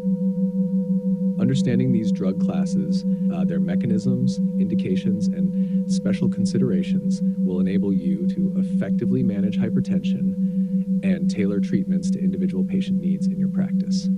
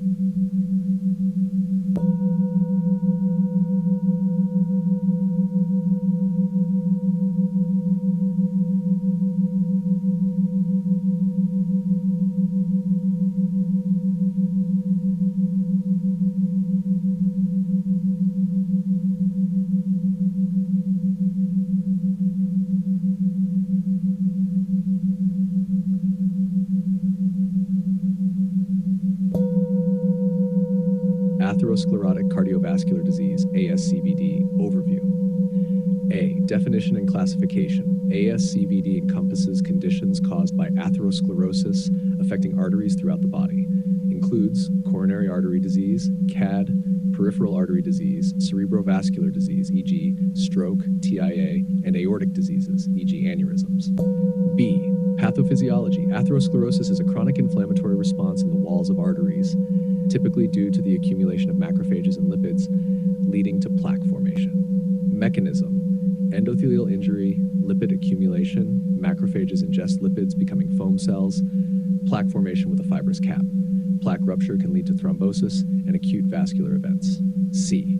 Risk factors. Modifiable, smoking, hypertension, dyslipidemia, diabetes mellitus. Non-modifiable, age, genetic predisposition. Emerging, inflammatory markers like high-sensitivity C-reactive protein, HSCRP, lipoprotein A levels. D. Clinical features, often asymptomatic until significant occlusion or acute plaque rupture occurs. Symptoms related to the specific area affected, such as chest pain, CAD, claudication, or neurological deficits, cerebrovascular. E. Diagnosis, physical examination and history taking to identify symptoms and risk factors. Blood tests, lipid profile, HSCRP, glucose, and other markers of cardiovascular risk. Imaging, echocardiography, CT angiography, and MRI for structural and functional assessment. Carotid ultrasonography for plaque and stenosis in carotid arteries. Ankle brachial index for PED. F. Management. Lifestyle modifications. Diet, low in saturated fats, high in fruits and vegetables, exercise, smoking cessation, and weight management. Pharmacotherapy, statins, e.g. atorvastatin, rosuvastatin for cholesterol management. Antihypertensives, ACE inhibitors, ARBs, beta blockers, calcium channel blockers for blood pressure control. Antiplatelet agents, aspirin, clopidogrel for patients at high risk of thrombotic events. G. Prevention.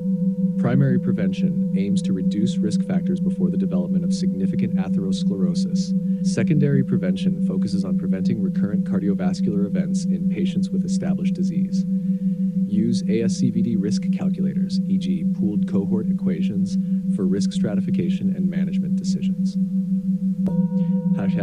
H. Special considerations. High-risk patients, e.g. with diabetes or previous cardiovascular events, may benefit from more aggressive treatment strategies.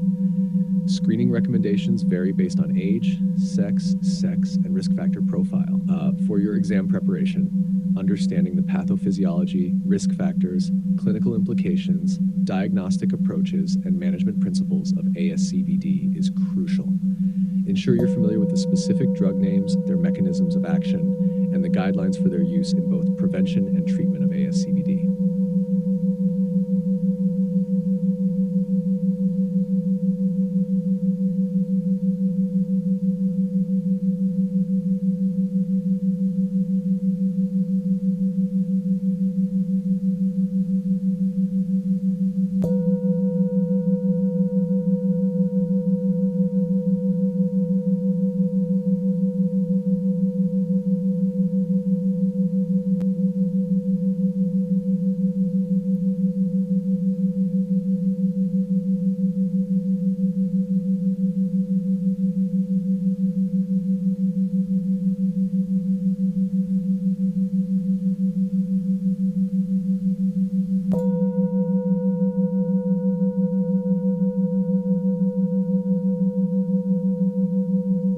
Extracoronary atherosclerosis refers to atherosclerotic disease affecting arteries other than the coronary arteries. Here are the most common forms of extracoronary atherosclerosis.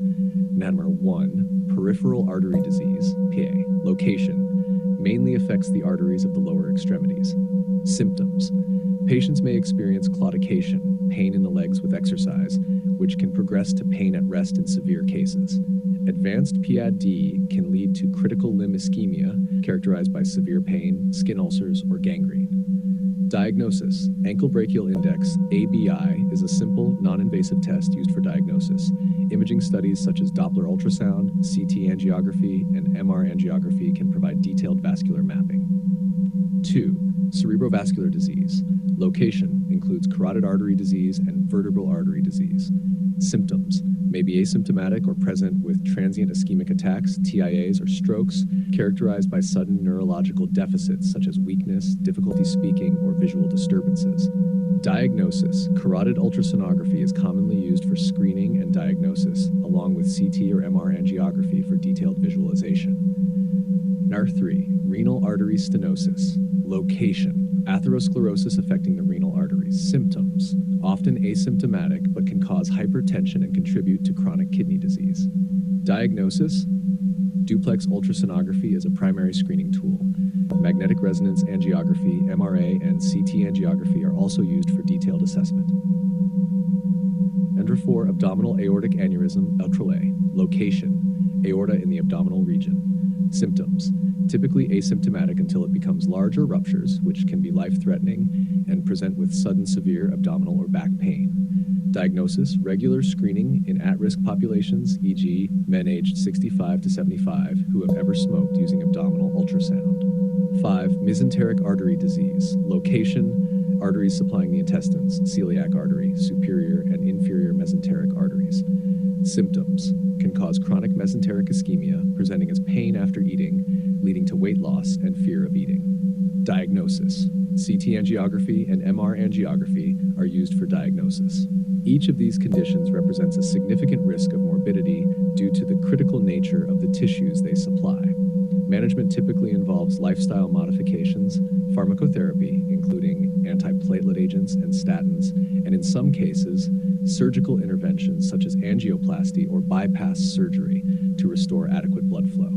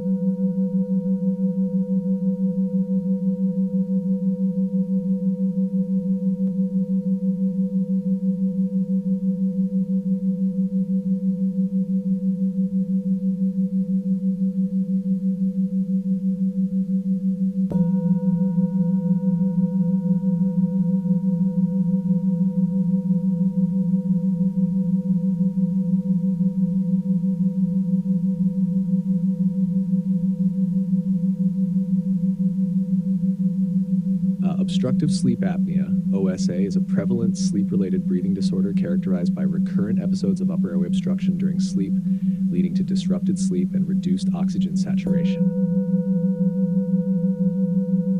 Clinical features. Symptoms. Loud and irregular snoring, observed apneas, gasping or choking during sleep, excessive daytime sleepiness, morning headaches, and potential cognitive impairment such as memory loss or decreased concentration. Signs. Hypertension, increased pulse pressure, and physical signs such as a large neck circumference, 40 centimeters, and possibly an overbite with a small chin. Diagnosis. Sleep studies. The primary diagnostic tests for OSA. Polysomnography, PSG. Conducted in a sleep lab, it records brain waves, blood oxygen level, heart rate, breathing, as well as eye and leg movements. Home sleep apnea testing, HSA. A simpler form of testing used in uncomplicated cases, primarily measuring airflow, breathing effort, and blood oxygen levels. Apnea-hypopnea index, AHI. Key metric from sleep studies, quantifying severity based on the number of apneas and hypopneas per hour of sleep. Severity is classified as mild, AHI of 5 to 15, moderate, AHI of 16 to 30, severe, AHI 30. Treatment. CPAP, continuous positive airway pressure. The first-line treatment, it keeps the airway open by providing a constant stream of air through a mask. Lifestyle modifications, weight loss, avoiding alcohol and sedatives, and improving sleep hygiene. Alternative treatments, oral appliances, devices that advance the position of the jaw and tongue to keep the airway open. Surgical interventions, procedures like uvulopalato-pharyngoplasty, which removes tissue in the throat to widen the airway. Prognosis. Untreated severe OSA increases the risk of cardiovascular problems such as hypertension, heart disease, and stroke. Adequate treatment with CPAP significantly reduces these risks and improves symptoms. Important points for clinical practice. Recognize the clinical presentation of OSA, particularly in patients who present with resistant hypertension or unexplained daytime sleepiness. Diagnose using sleep studies, not just based on symptoms or physical examination. Implement CPAP therapy rigorously, as adherence is critical for effective management. Consider OSA and differential diagnoses for patients presenting with cardiac arrhythmias, cognitive impairment, or uncontrolled hypertension. Understanding these aspects of OSA is crucial for managing patients effectively, particularly in recognizing the condition early and initiating appropriate treatment to prevent complications.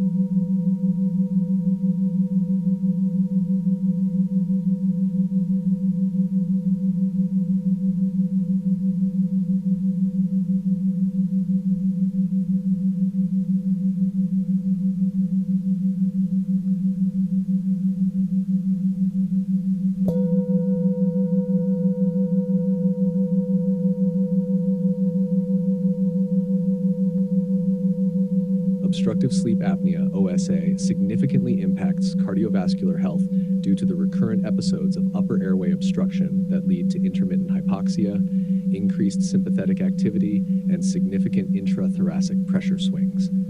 Here are the key cardiovascular complications associated with OSA. Systemic hypertension. Prevalence. Hypertension is the most common cardiovascular condition associated with OSA. Up to 50% of OSA patients may also have hypertension. Mechanism. The repeated episodes of hypoxia and hypercapnia during sleep increase sympathetic nervous system activity, which raises blood pressure. Coronary artery disease, CAD. Increased risk. OSA is associated with an increased risk of CAD due to the systemic inflammation and oxidative stress triggered by intermittent hypoxia. Pathophysiology. Hypoxia may lead to endothelial dysfunction, a key factor in the pathogenesis of atherosclerosis. Heart failure, left ventricular hypertrophy. Chronic episodes of nocturnal hypoxemia can lead to hypertrophic remodeling of the left ventricle. Heart failure with preserved ejection fraction, HFpEF. OSA contributes to heart failure primarily by increasing afterload, cardiac workload, and promoting left ventricular hypertrophy. Arrhythmias, atrial fibrillation. OSA increases the risk of atrial fibrillation due to the mechanical and autonomic effects on the atria. Non-sustained ventricular tachycardia. Intermittent hypoxia may provoke ventricular arrhythmias by increasing myocardial irritability. Pulmonary hypertension. Mechanisms. Hypoxic pulmonary vasoconstriction, increased blood viscosity due to polycythemia, and remodeling of the pulmonary vasculature contribute to pulmonary hypertension in OSA patients.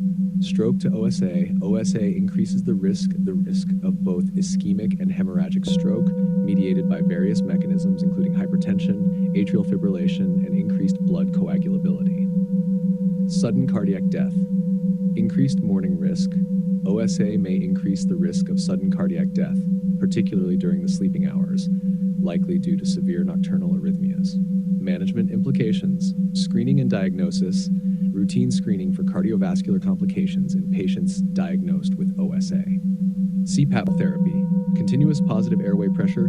CPAP therapy has been shown to reduce the risk of cardiovascular events in OSA patients and is critical in managing the cardiovascular aspects of the disease. Integrated care. Management of OSA in patients with cardiovascular disease should involve a multidisciplinary approach, including cardiologists and sleep specialists. Understanding the cardiovascular implications of OSA is essential for comprehensive patient care, emphasizing the need for early diagnosis and aggressive management of both OSA and its cardiovascular complications.